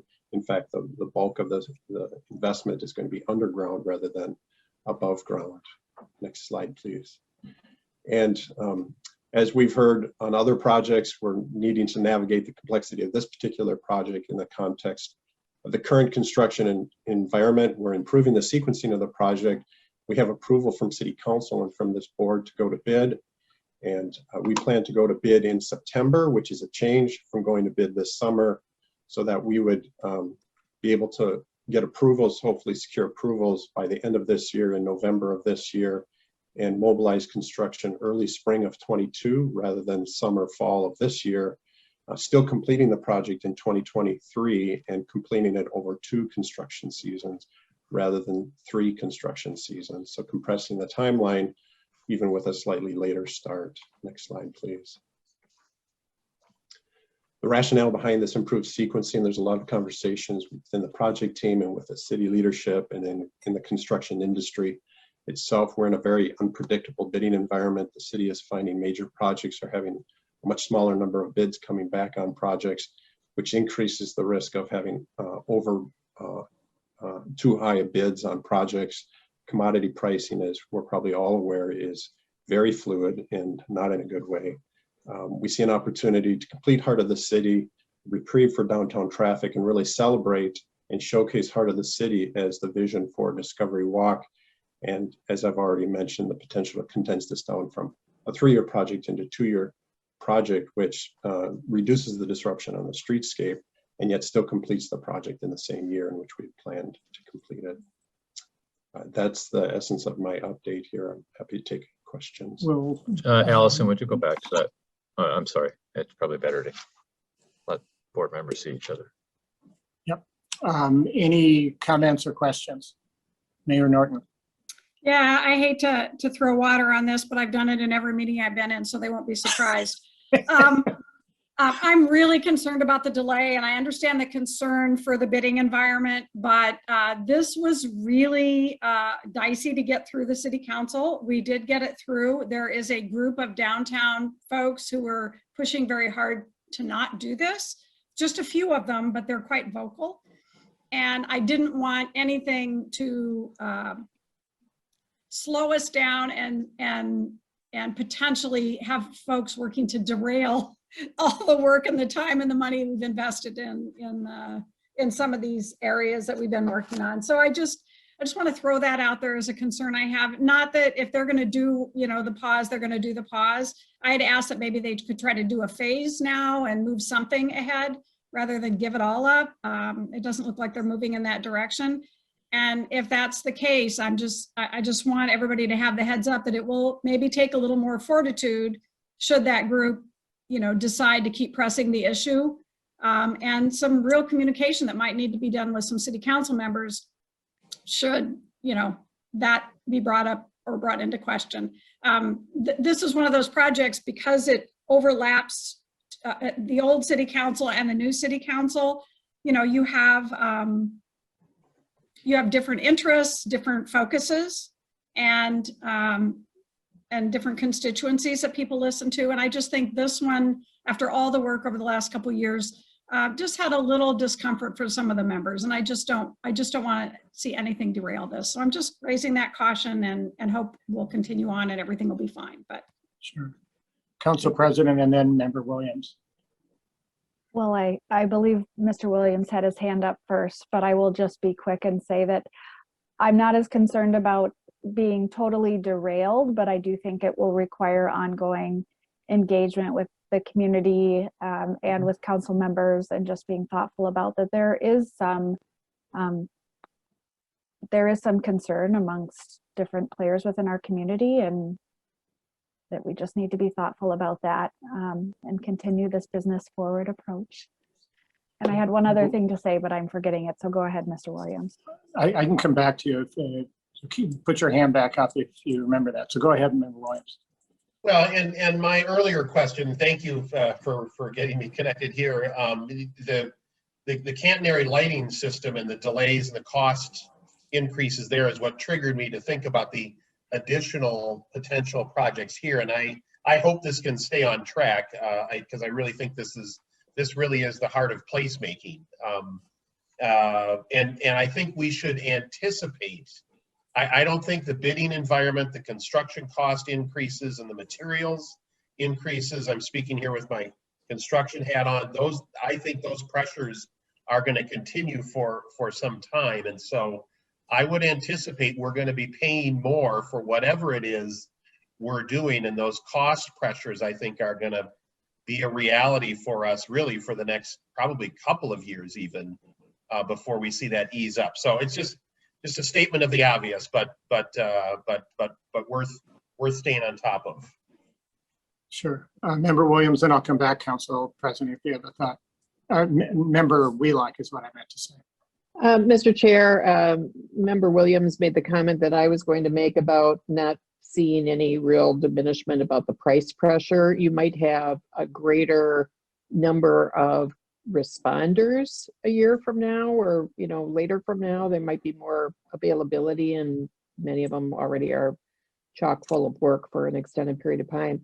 But the compelling point for me in the presentation was minimizing disruption for existing businesses to 2 seasons instead of 3. I still think that has value. I don't know how to read the local environment and whether there'll continue to be strong support for this, but that was a positive element from my perspective, and I appreciate you raising that. That is exactly what I was going to say, that the reduction to 2 seasons is a positive, and it's, a 6-month delay. It's not a whole year delay. So, but I agree that we may be up against even further increased costs next year. So we should be ready for that as a board, whether that requires additional funding approval. And I will just add to that, in the last Discovery Walk meeting, the businesses along there actually were supportive of moving along now. They were not saying, let's wait, because they feel that the business forward strategies that have been done and that have been committed to, and this area isn't really heavy in businesses right now. We hope it will be in the future. They were anxious to get it started. So there was that stated as well. Okay, seeing no other comments, I can't read the local. I have to obviously turn to the mayor and the council president on what the dynamics are on it. I just want to say that if you need support on this, this is exactly what we should be fighting for, because buildings don't make communities anywhere nearly as much as infrastructure and connective tissue. And to my point I made a couple items earlier, this is our connection of bringing Soldiers Field and the green connections and that to the water and all that right into the center of the city. So it's hugely important. And I just want to say it's been very sophisticated work too. Really smart community engagement, prototyping, real mindfulness and everything else. I guess the one thing I just want to make sure people think about is, as we're looking at buildings up and down that, if we're building skyways to, as much as possible, and tunnels, pull them out to the street so that people can easily navigate between them and others.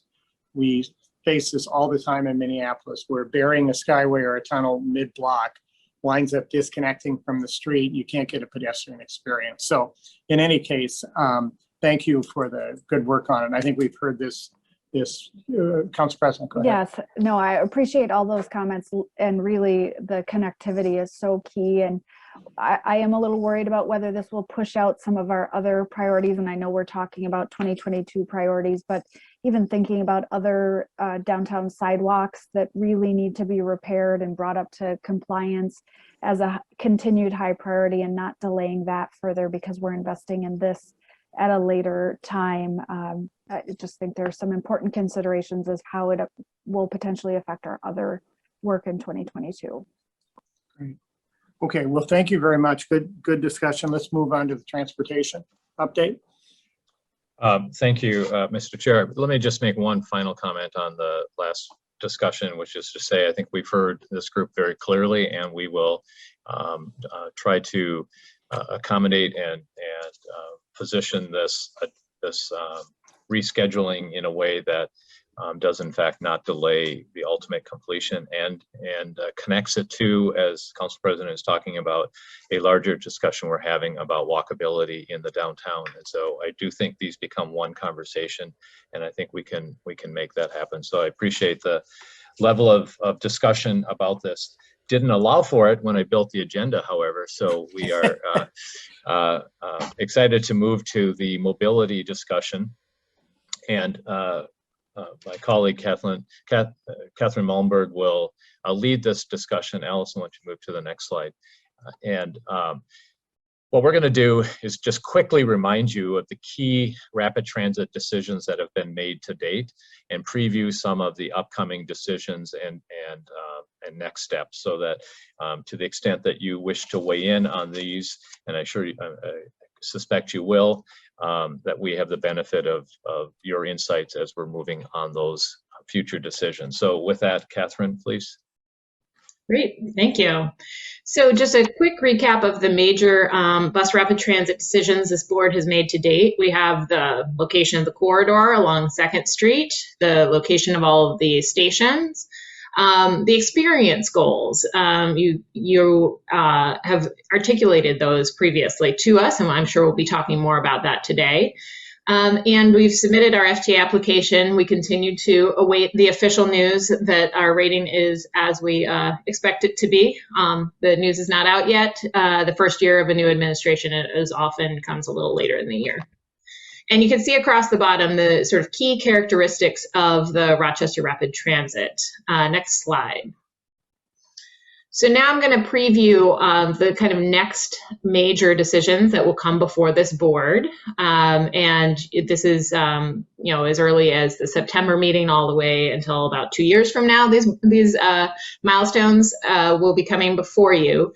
But we want to talk today about priorities and make sure as we're planning for each of these decisions, we keep and know the board's priorities throughout.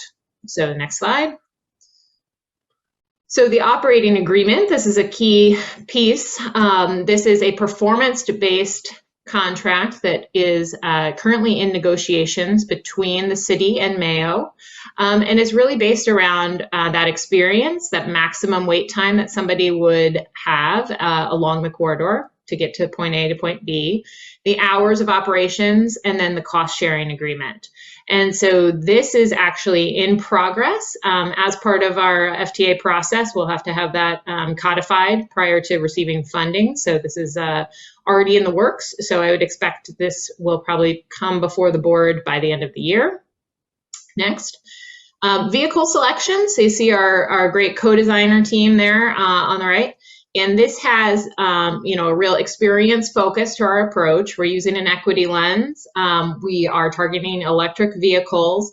They will probably be somewhat customized. And we are, you know, obligated to follow the federal procurement requirements. So the timing of this is probably, we're looking at a spring 2023 RFP for a fall 2023 purchase order to align with the overall project schedule.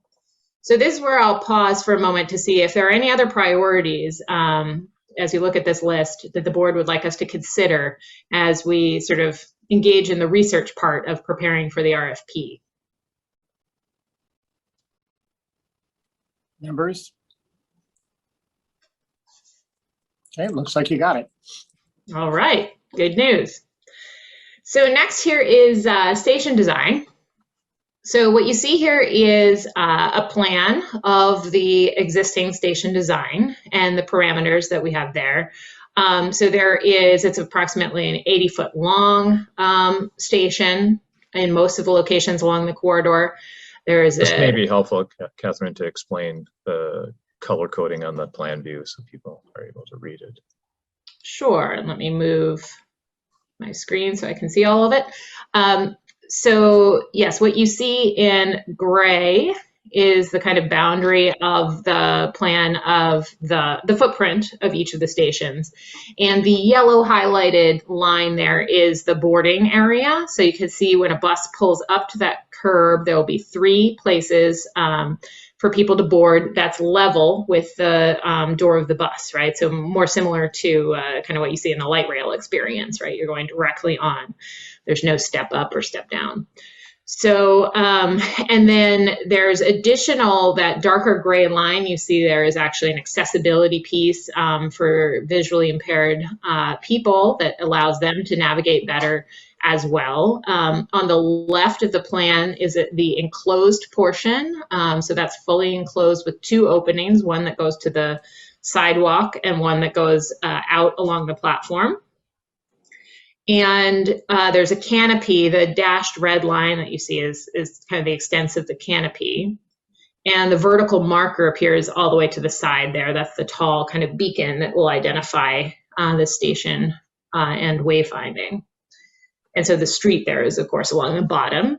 And so these are the kind of, you know, basic parameters, right? This is nothing outside of what we've talked about in the past. It's got electronic wayfinding notifications, Wi-Fi, level boarding, high quality lighting.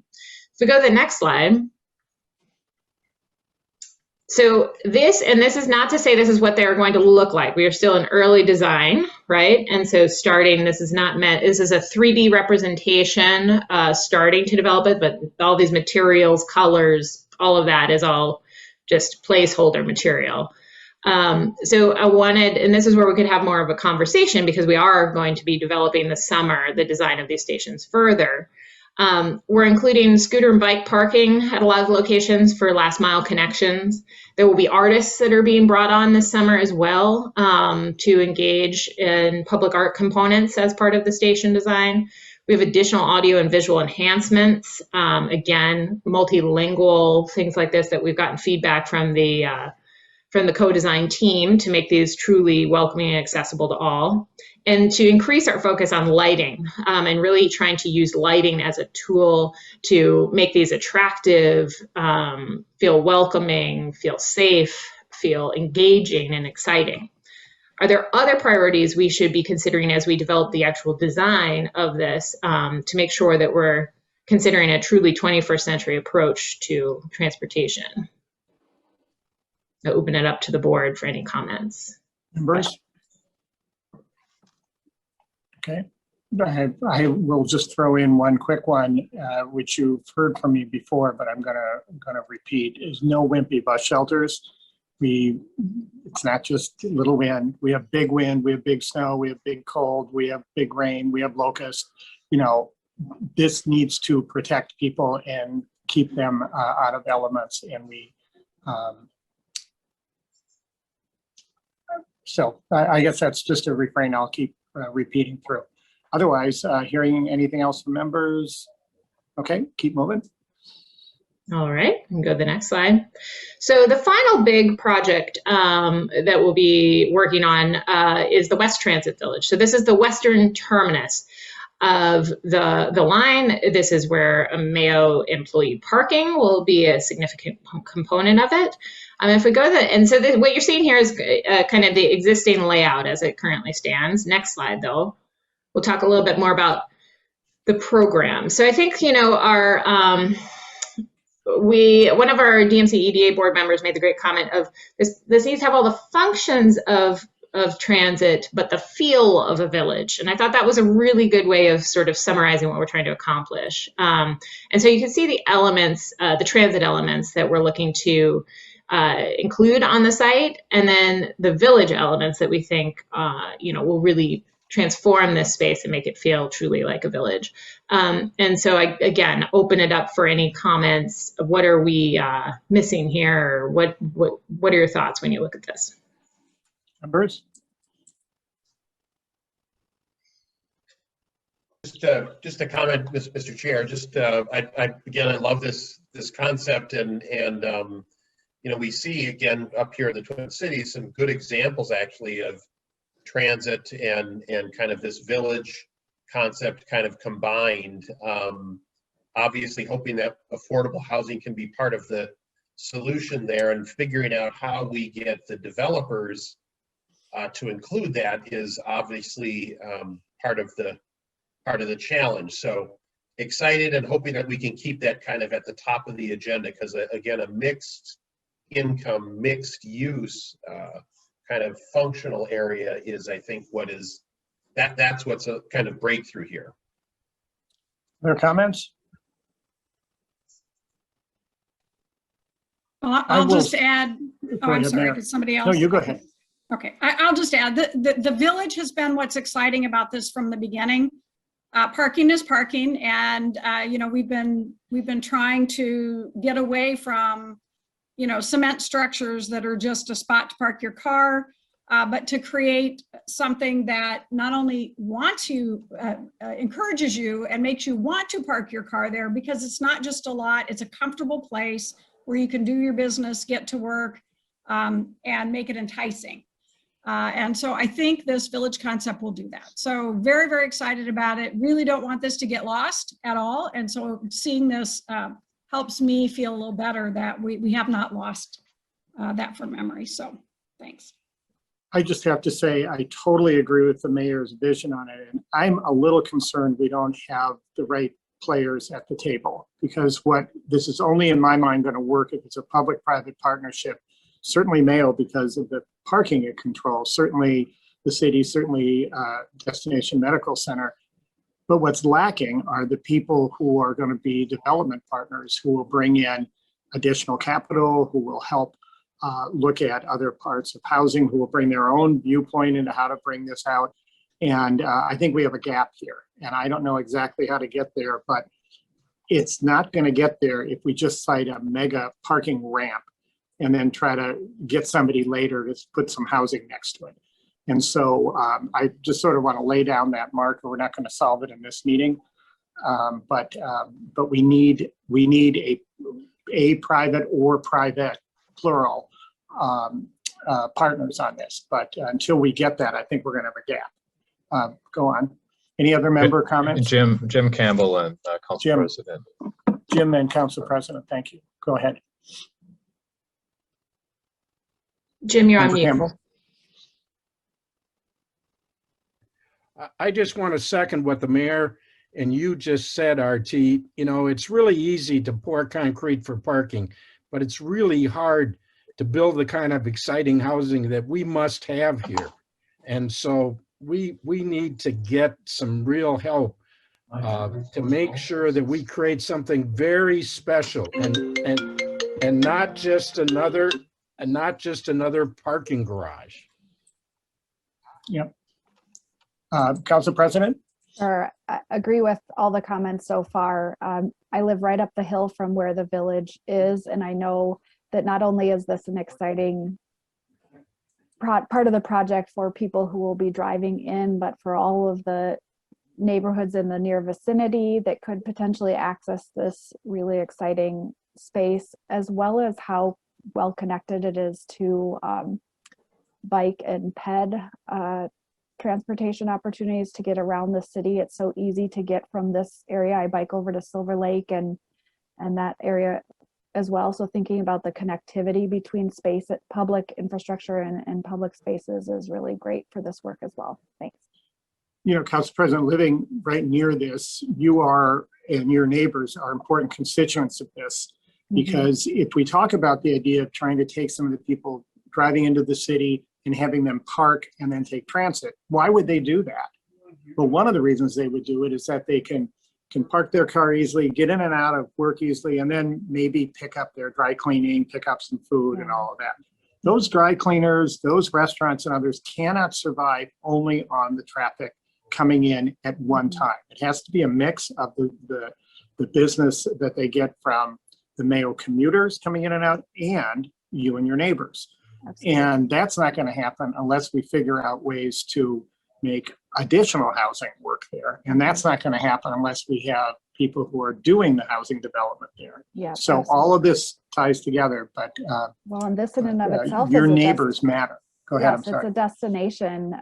Cascade Lake has had such great improvements. It has a ways to go, but is already a destination within the community. So adding this mixed retail, mixed housing space is just an even greater draw too. Good. Other comments?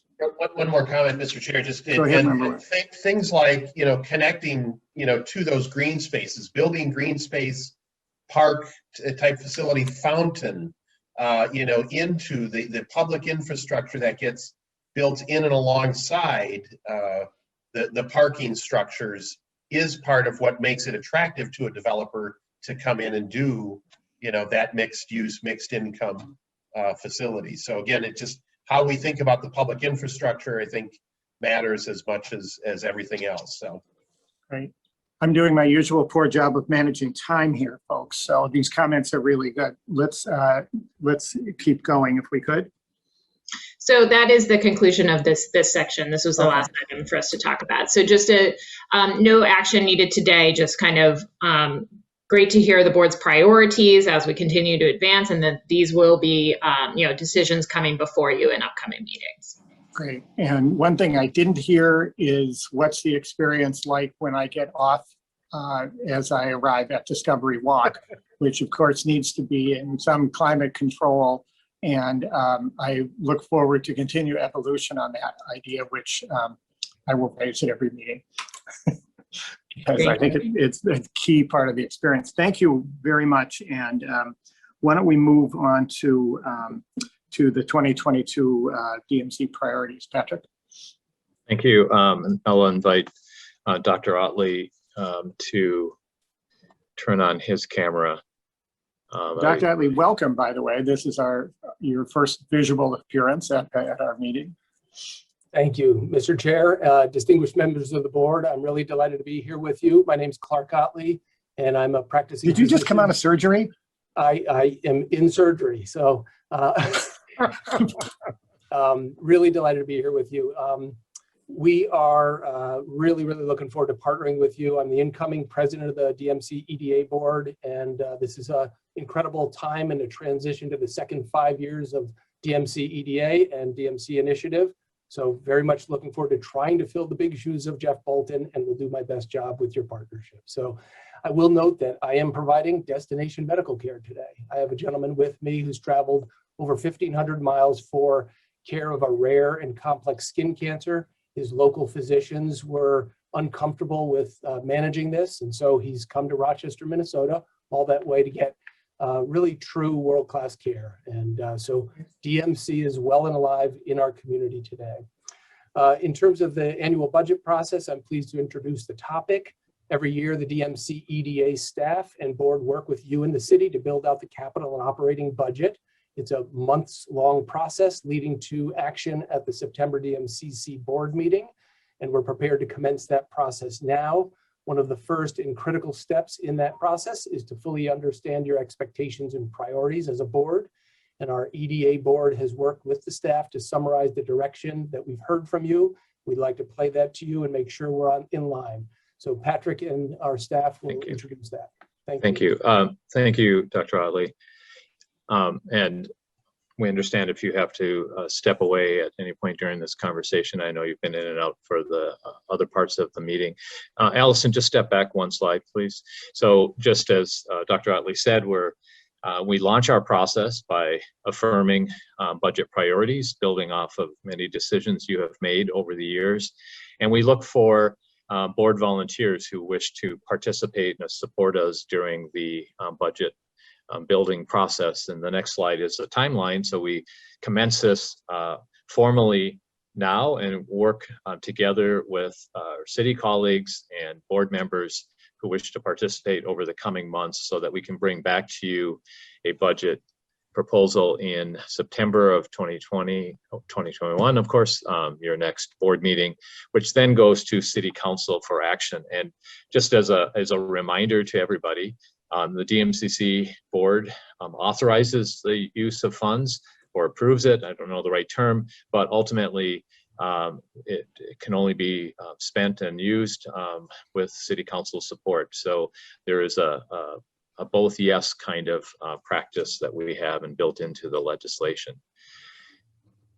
So what we're going to talk about today is just a refresh on the available funds and the allowed uses, the strategic direction as we understand it that has been set by the DMCC board, and acknowledgement that we wish to align our work with investment by DMC partners. And I'm going to ask Catherine Malmberg again to rejoin and to walk through this. Wonderful. Thanks so much. So this is going to be a quick recap of kind of where we are today. DMC funding sources. So what you see here is the $585 million of public funds, and then broken out in terms of what was the phase one, the 2015 to 2019, authorized spent money. And that was $98.5 million, as you might remember from the 5-year update. And then this board has already approved $40.5 million for 2020 and $39.5 million for 2021. So when we come back in the fall, we will have fully reconciled the actual spending for 2020. So that will, kind of flip into a, actual spent, not just the approved values. And then we'll know the authorized for 2021 that remains. And so that, but, using these figures, there's about $406 million of the $585 million remaining to be authorized. So we can go to the next. And then again, as a reminder, the allowable uses of DMC funds are specifically defined in the Minnesota state statute, and you'll see them on this list here. They should look pretty familiar, but acquiring real property, rehabilitating buildings is kind of our definition of the infrastructure that DMC funds are allowed to be used for. So I see in the chat that Mayor Norton, do you have a comment or a question here? Well, I do, and I'll ask it, and if it's not the right time, just get to it later, that'll be fine. So I'm wondering if on some of the projects, like sidewalks, like Discovery Walk, get delayed, do you still count them as approved in a year, even if they're not spent? And then do you just, you know, hold those funds in an account, not spend them and move them to the next year? Or how do you manage that? I was curious. Right. Yes. No, that's a great question. So because this was something that came out in the 5-year update process, because we looked at the first 5 years and saw that there were authorized amounts, but then we needed to make sure we were reconciling those with actual spent. And then when projects come in under budget, then, okay, it's closed, it's under budget, and now that money can go back into the pool, basically, to be spent again, versus a project that maybe has not been spent yet, but is still anticipated to be spent, and therefore we hold those funds still as authorized, and so those still are essentially counted as spent until we can close out the project, if that makes sense.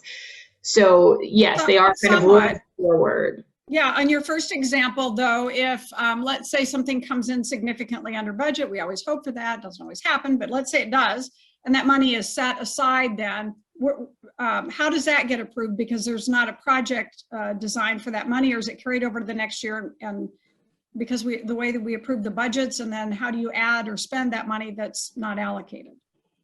Yeah, so we're going to come probably in the September meeting back to the board with everything from 2020 so that you'll see like where those items are, and then the board will take action to accept that, you know, these projects are now closed out and sort of adjust and account for that.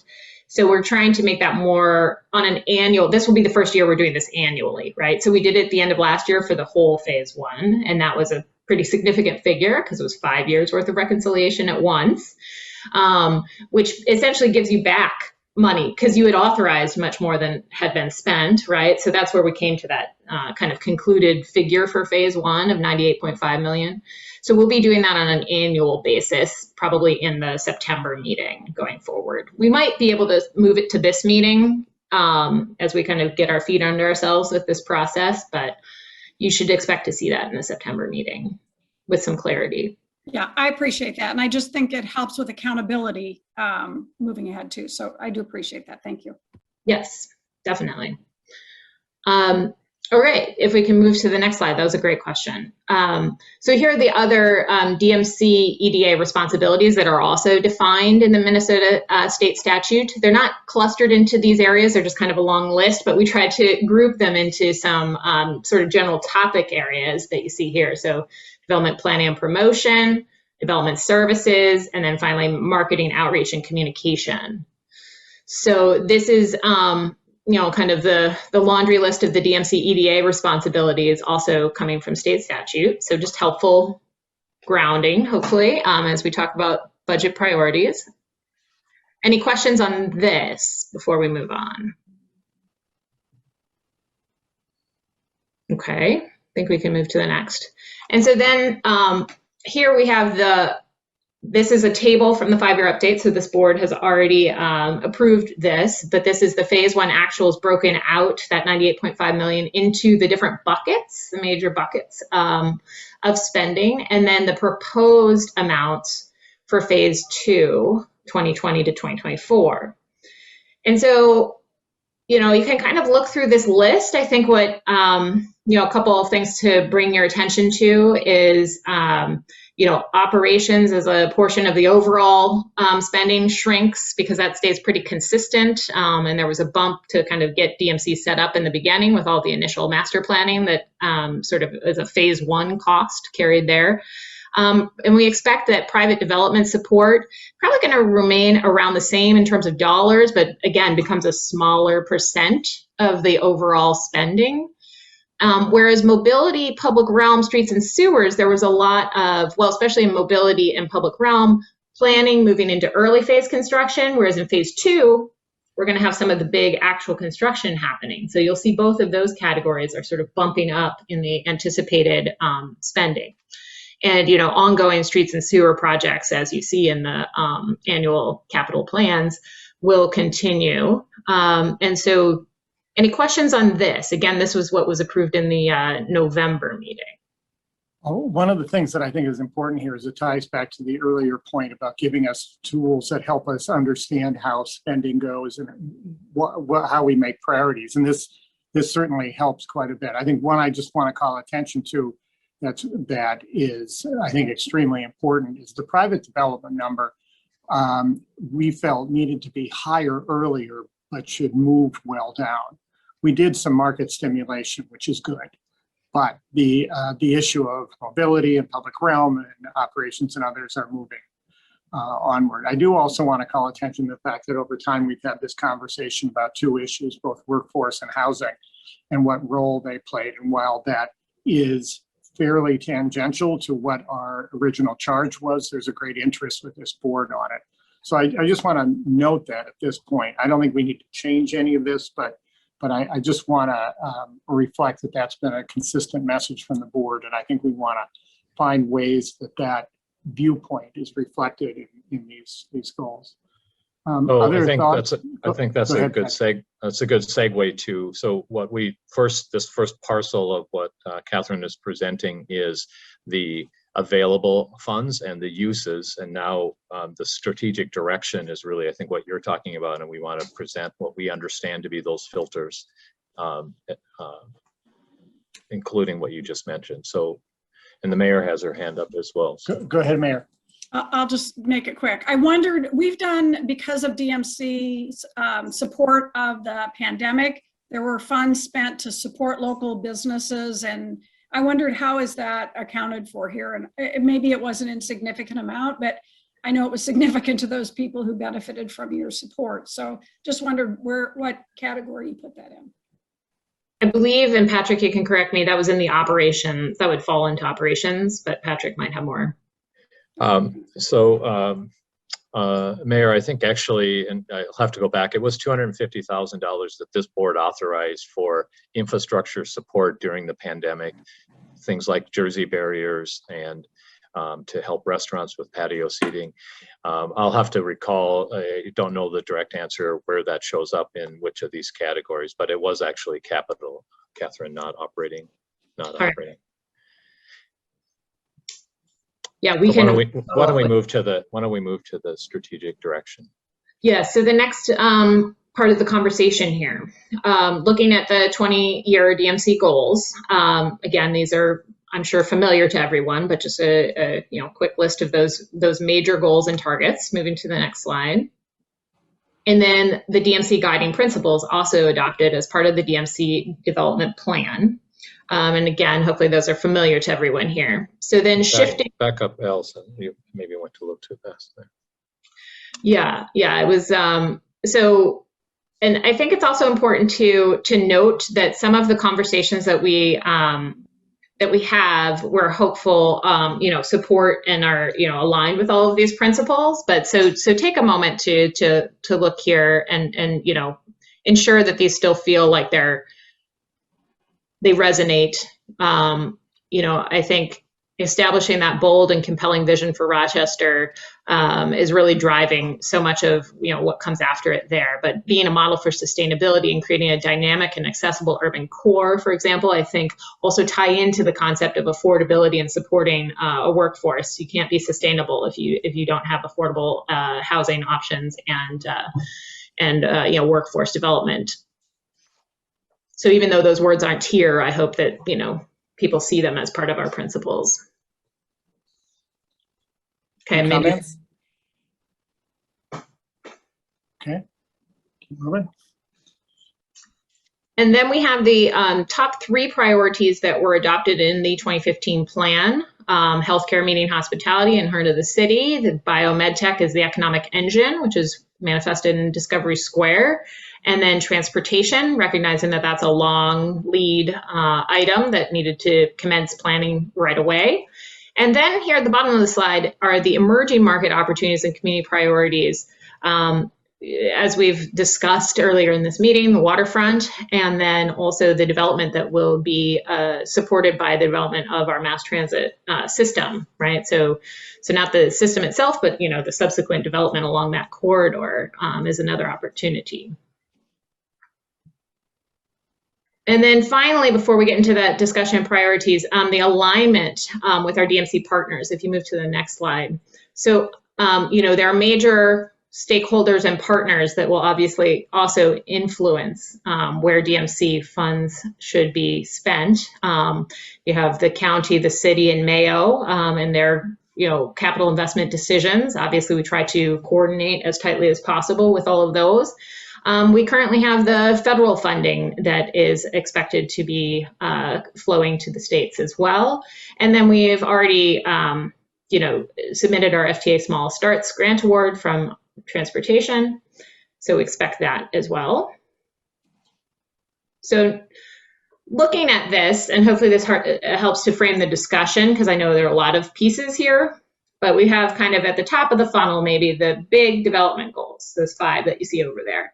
Then we move to those principles that help shape and refine how we're going to get to those goals. And then we've identified the 5 strategic priorities. And finally, that gets us to, okay, so what are our annual commitments? And that's the budget process that we're kicking off right now. So hopefully this is a helpful framework. So we're going to be coming back in September with the updated capital improvement program. That's a 5-year projection out, right? So we move it 1 year further out, 2022 to 2027. We'll have our work plan and operating budget for the DMC EDA. And also the operational expenses for the city's DMC project management team. So I'd open it up for any comments, questions, priorities as we kick off this project, and we'll be looking for volunteers as well to help support us through the next couple of months. Could you take the slide down, please? Okay, any comments? I think it's a very, very clear presentation that that really challenges us to really define the priorities as we need to. Some of these categories are tough and broad based, but I think they really do give us these guide rails that help us in our work. So thank you for that presentation. Okay. Thank you very much. Let's move forward then on to the EDA updates. Thank you. Mr. Chair, did you want to ask for a couple volunteers who might want to assist over the summer?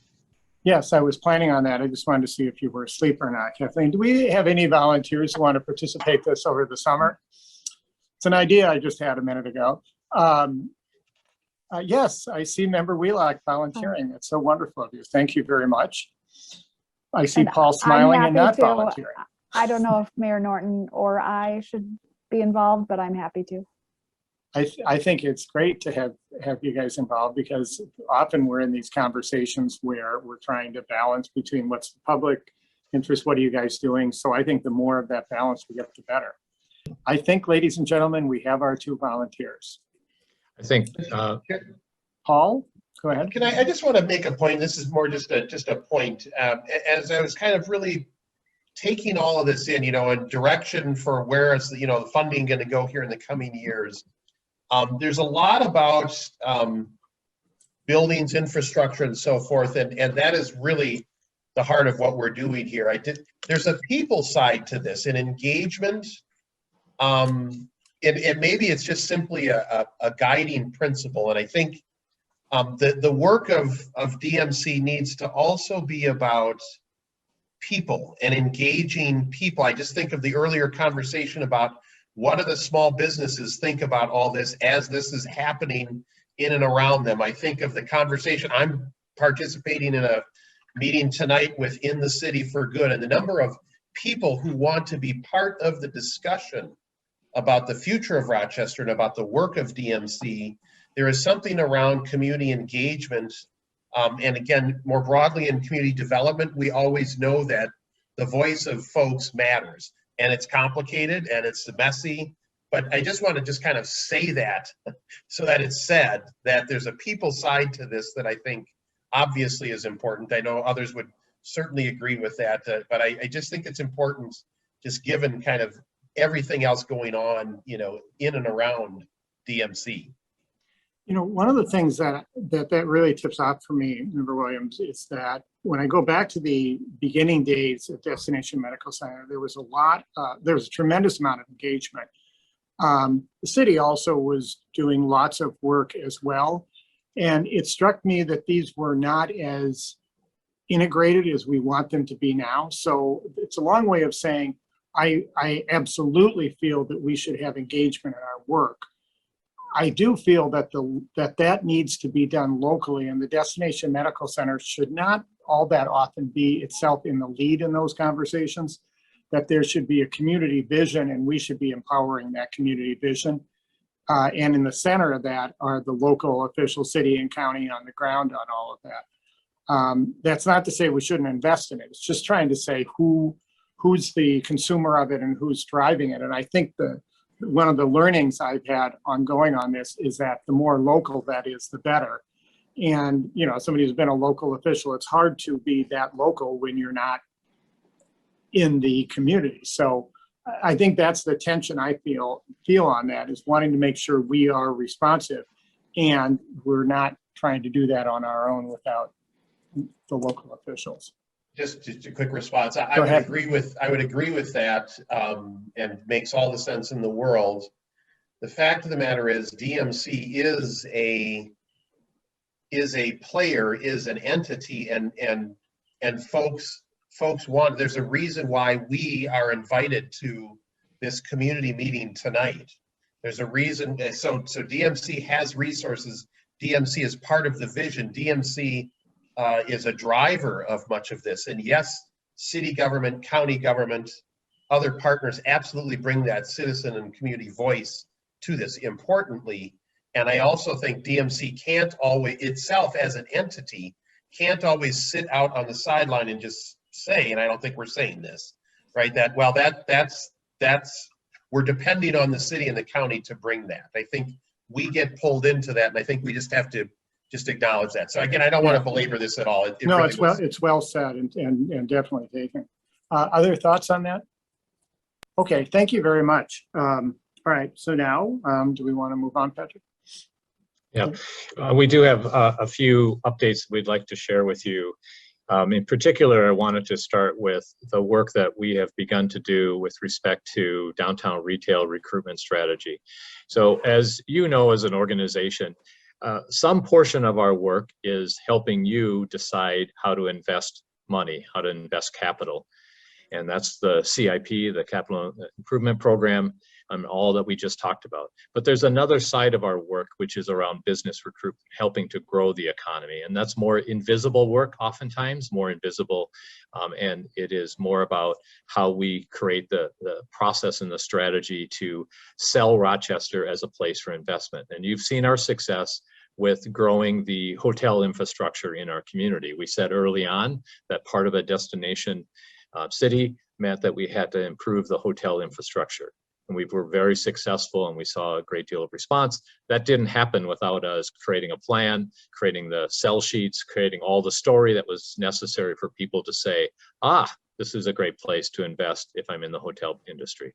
We did that also with housing, and we're have been successful with market rate housing, and we've seen now more than 600 units, primarily market rate housing, but now we're putting more effort into affordable housing, workforce housing, affordable living.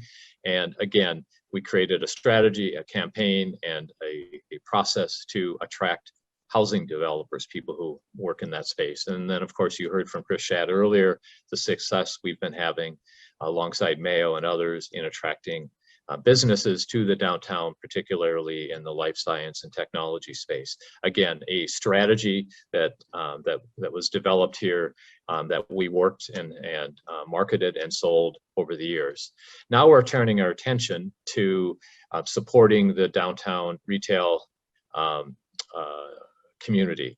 And this has always been probably on our radar screen, but never more important than now coming out of the pandemic, for really two reasons. One, the disruption that existing businesses have felt, and also because of the change in downtown occupancy around workforce and the available space that will be coming online, oftentimes street level space that was occupied by office workers that is now going to become available.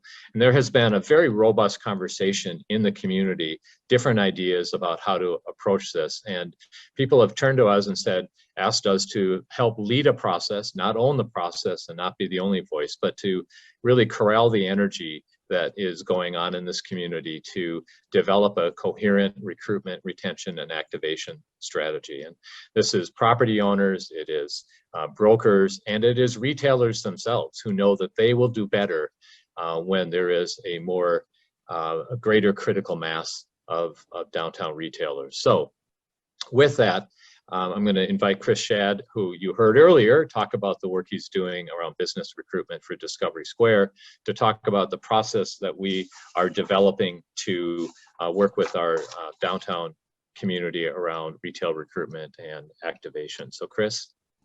All right, thank you, Patrick, and thank you, board. I'm back again with some new information about the retail work that we're looking to do. And as Patrick described, this is a natural next step in the DMC initiative around recruiting retail businesses here. And it's also actually a natural evolution of the Heart of the City Business Forward work that Jamie has been doing and the relationships that she has been building, and in the business forward work related to Heart of the City. This is a priority in our 2021 work plan that's been approved by the board to recruit and retain retail businesses. And we will, as Patrick described, lead a process to develop a plan to fill storefronts. Next slide, please.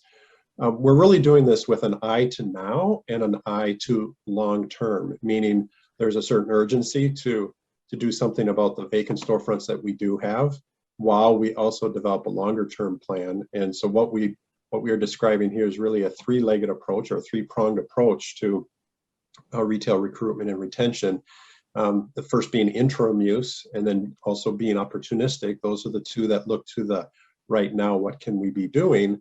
And then the third one being marketing, recruiting. And I'll just step through each of these briefly to give a description of them. Interim use, it's really, think of it as pop-up retail and vacant spaces, supporting entrepreneurs who maybe are not ready for that full retail business. It's particularly an opportunity to support underrepresented communities. These headlines describing pop-up social infrastructure and pop-up shops and the like. These are the bylines on these are actually 2018, 2019. These are not new concepts. They just take on a certain urgency. And on the right is an example of some pop-up retail that Blue Duck Kitchen had done over the winter months in some of their backroom space, local food market, and they did some maker markets as well that were very successful, very helpful to the vendors, entrepreneurs, as well as welcomed by the community. So how can we reutilize some of the vacant downtown space short term to add to the vibrancy, providing opportunities while we look at a longer term set of solutions. In terms of being opportunistic, it's really very similar to what has been happening in the Discovery Square ecosystem. A business or an organization raises its hands and said, hey, we're interested in learning more about the Rochester market. Who should we be talking to? And so we have an opportunity as an organization to share the vision of DMC and of downtown Rochester and the Rochester community and the region of Southeast Minnesota. And as long as we understand the portfolio of available spaces, we can direct those organizations to brokers and owners of vacant spots, vacant locations, and we can make meaningful introductions. And the organizations that have expressed interest, they have an idea of the larger vision of what we have for downtown Rochester and for the region. So that's being opportunistic. And those first two, interim use and opportunistic, that's the here and now. What are we doing right now to address the opportunities in front of us? The third piece is the eye to the long term, looking at how do we market and recruit, market downtown Rochester and recruit businesses to Rochester. the investment we've made in Discovery Square in developing the sell sheet, if you will, and articulating the vision, taking a similar sort of approach, consolidating and interpreting all of the demographics that are relevant and important to potential retailers, identifying the gaps in the current categories, producing those collateral materials, and then ultimately launching a marketing campaign. And using input from the retailers themselves, the brokers, the property owners, and others in the city that want to provide input on this. That collaborative approach is really important to us, as we've demonstrated in the past. I'm sorry. Why don't you finish, and I'll bring my comment in later. Go ahead. Yeah, the next slide is the last slide. This just gives the timeline. We have these monthly stakeholder meetings taking place right now, and this takes us on a path to developing the portfolio of materials and doing the recruiting marketing campaign starting in October. In the meantime, the interim activation and inbound inquiries, opportunistic inquiries take place as we speak. That's the last slide, I think. So first up, I think this is really wise that you're doing this, and I believe it's absolutely a place that we should be involved. I want to unpack market and recruit for a second. I used to be the development director of the Downtown Council in Minneapolis. My job was to market and recruit. And at that time, we did a number of things that you were articulating, including going out and talking to the brokerage community and getting them in the materials, the market studies, et cetera, et cetera. I do believe that's important to do right now. However, retail has changed dramatically. And we, I believe, have a dramatically smaller universe of folks you can go out and recruit. And what we really need to do is to create. And the market that I think we really need is to take people within the Rochester community with this incredible talent, who have food trucks, who are doing stands at the weekday festivals, who have always wanted to do something, who had a store in another community and their partner got a job at Mayo Clinic and they wish they could do something. I think we really have to figure out a very aggressive way to partner with the community to create those unique one-of-a-kind stores you can't find anywhere else. And I think often people look at small loan programs, et cetera, et cetera. Bluntly, what people need right now in those situations are not loans, they need grants. They need money to start the business and know that somebody's investing in them. Now, that's something that I think needs to be led at a local level, but I honestly think we should consider putting real dollars in and saying we will co-invest in new, unique stores that are part of growing in the community, and put the challenge out to people who are just on the cusp of doing it. Maybe it doesn't quite pencil out unless they get a little more capital early on. A relatively little amount of money there could work. And I think if we go to the previous slide about us stimulating the hotel market, which we needed to, we've really got to do that with retail. And I think we should put dollars on the table and say to people, we will invest in you if you invest in making this a destination retail operation. Yeah. Go ahead, Member Doherty. You're on mute. Excuse me. Kathleen, would legislation let us do that?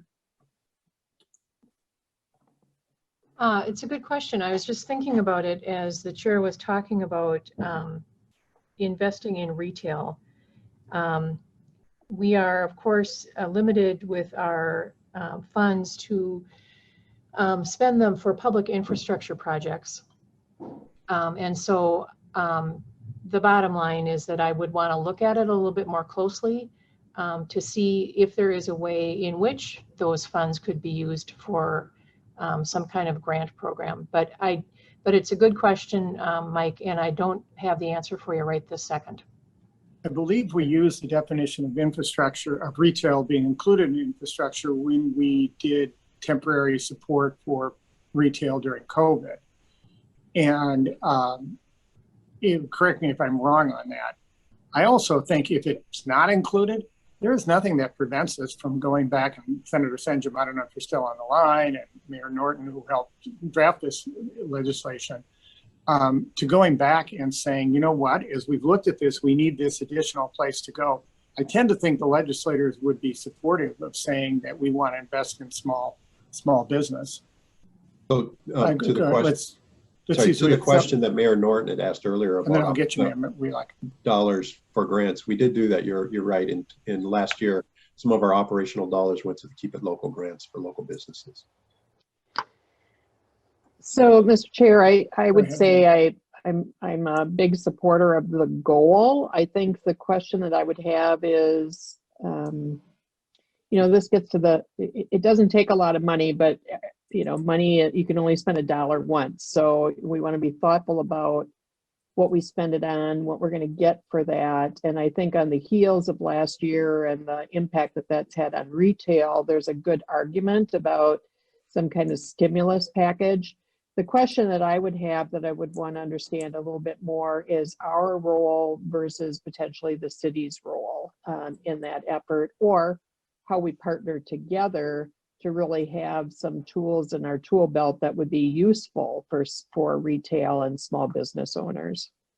Yeah, and I think that partnership point is a real good one. I guess to refine what I'm saying, it would be much of that work has to be done at a local level. Most of that has to be done at a local level. The one thing that we could do would be to create this pot of money, and from using our tools so that it's usable. And being out there pretty aggressively right now and helping businesses, especially businesses of color trying to operate, and others right now, it is really nice to have loan programs. It just ain't cutting it right now. So Here, I would just Member Williams, then yeah, I would just add that a lot of times that is a philanthropic effort, right? So whether it's small business technical assistance combined with initial grants, combined with loans at the right time. Again, I think the Rochester Area Community Foundation, the other business associations, how do we strengthen that? Again, like Pam, I like the goal. I think it's absolutely critical. The question is, what's the mechanism through which that can happen, and can DMC be a partner in that? Yep. Other thoughts? Okay, good. Thank you very much. So do you want to move on, Thank Patrick? you. Yes. So in light of time, Mr. Chair, I think I'll invite Kevin Bright to speak just on one topic. Everything else is included in your packet, and if you have questions about the remaining items, we're happy to talk about them. But I think on the heels of this conversation that you just had regarding how can we be more hands-on in supporting local businesses and businesses owned by people of color, I think it's worth just spending a moment on this recent grant award we received from the McKnight Foundation, but importantly, how it's going to support our work in the direction that you're describing. And so, Kevin, can you take it away? Sure. Thanks, Patrick. So just an update. I think we gave the board an update earlier this year that we were in discussions with McKnight around a grant opportunity in 2 of their programs, the Climate and Energy Program and the Vibrant and Equitable Communities Program. We're happy to report that we were awarded $335,000 worth of funds over the next 2 years in order to help advance basically our efforts in those two key areas. And we're working with the City of Rochester and Diversity Council specifically on the Vibrant and Equitable Communities grant on some of the grant application elements that are on the following slide. So for the climate and energy community, our opportunity grants, the 4 kind of components of that are listed here.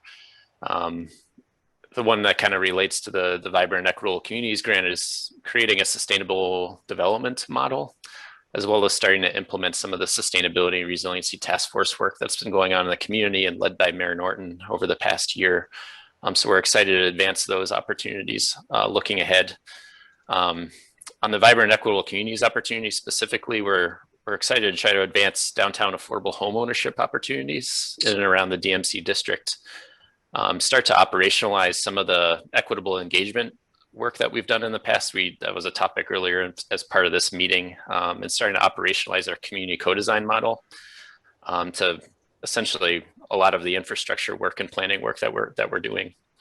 And then finally, as it relates to, I think, the retail conversation that we were just having, continue to work with the entrepreneurship groups here locally to develop further opportunities for disenfranchised communities. So we're excited to continue to work on that and also have some grant dollars to support those efforts and kind of the conversations that we were just having too. So happy to answer any questions that folks may have. You can drop the slide, Allison. Mr. Chair, Yes, go ahead. I just want to point out that given my former affiliation with the McKnight Foundation, that I was not involved in the award of this grant, but I am thrilled by it. So I just wanted the record to note that there is no conflict of interest. That is very helpful. A couple members have had to leave, and I want to make sure we don't lose quorum before we conclude. So, Well, could I just say, just in ahead. wrapping up, and I know we're coming to the end of our time.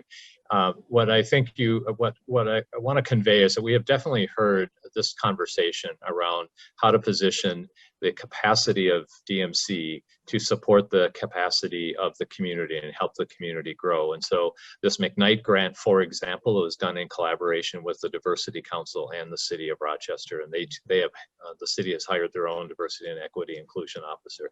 We are working with other economic development agencies in town that do have access to venture capital or helping to grow a venture capital fund. So I think I just want to send a clear message that we understand and hear you providing us encouragement to be hands-on in supporting businesses, but to do so in a way that helps grow the capacity of the community and leverage the special resources we have in a way that's consistent with the spirit and intent of the DMC legislation.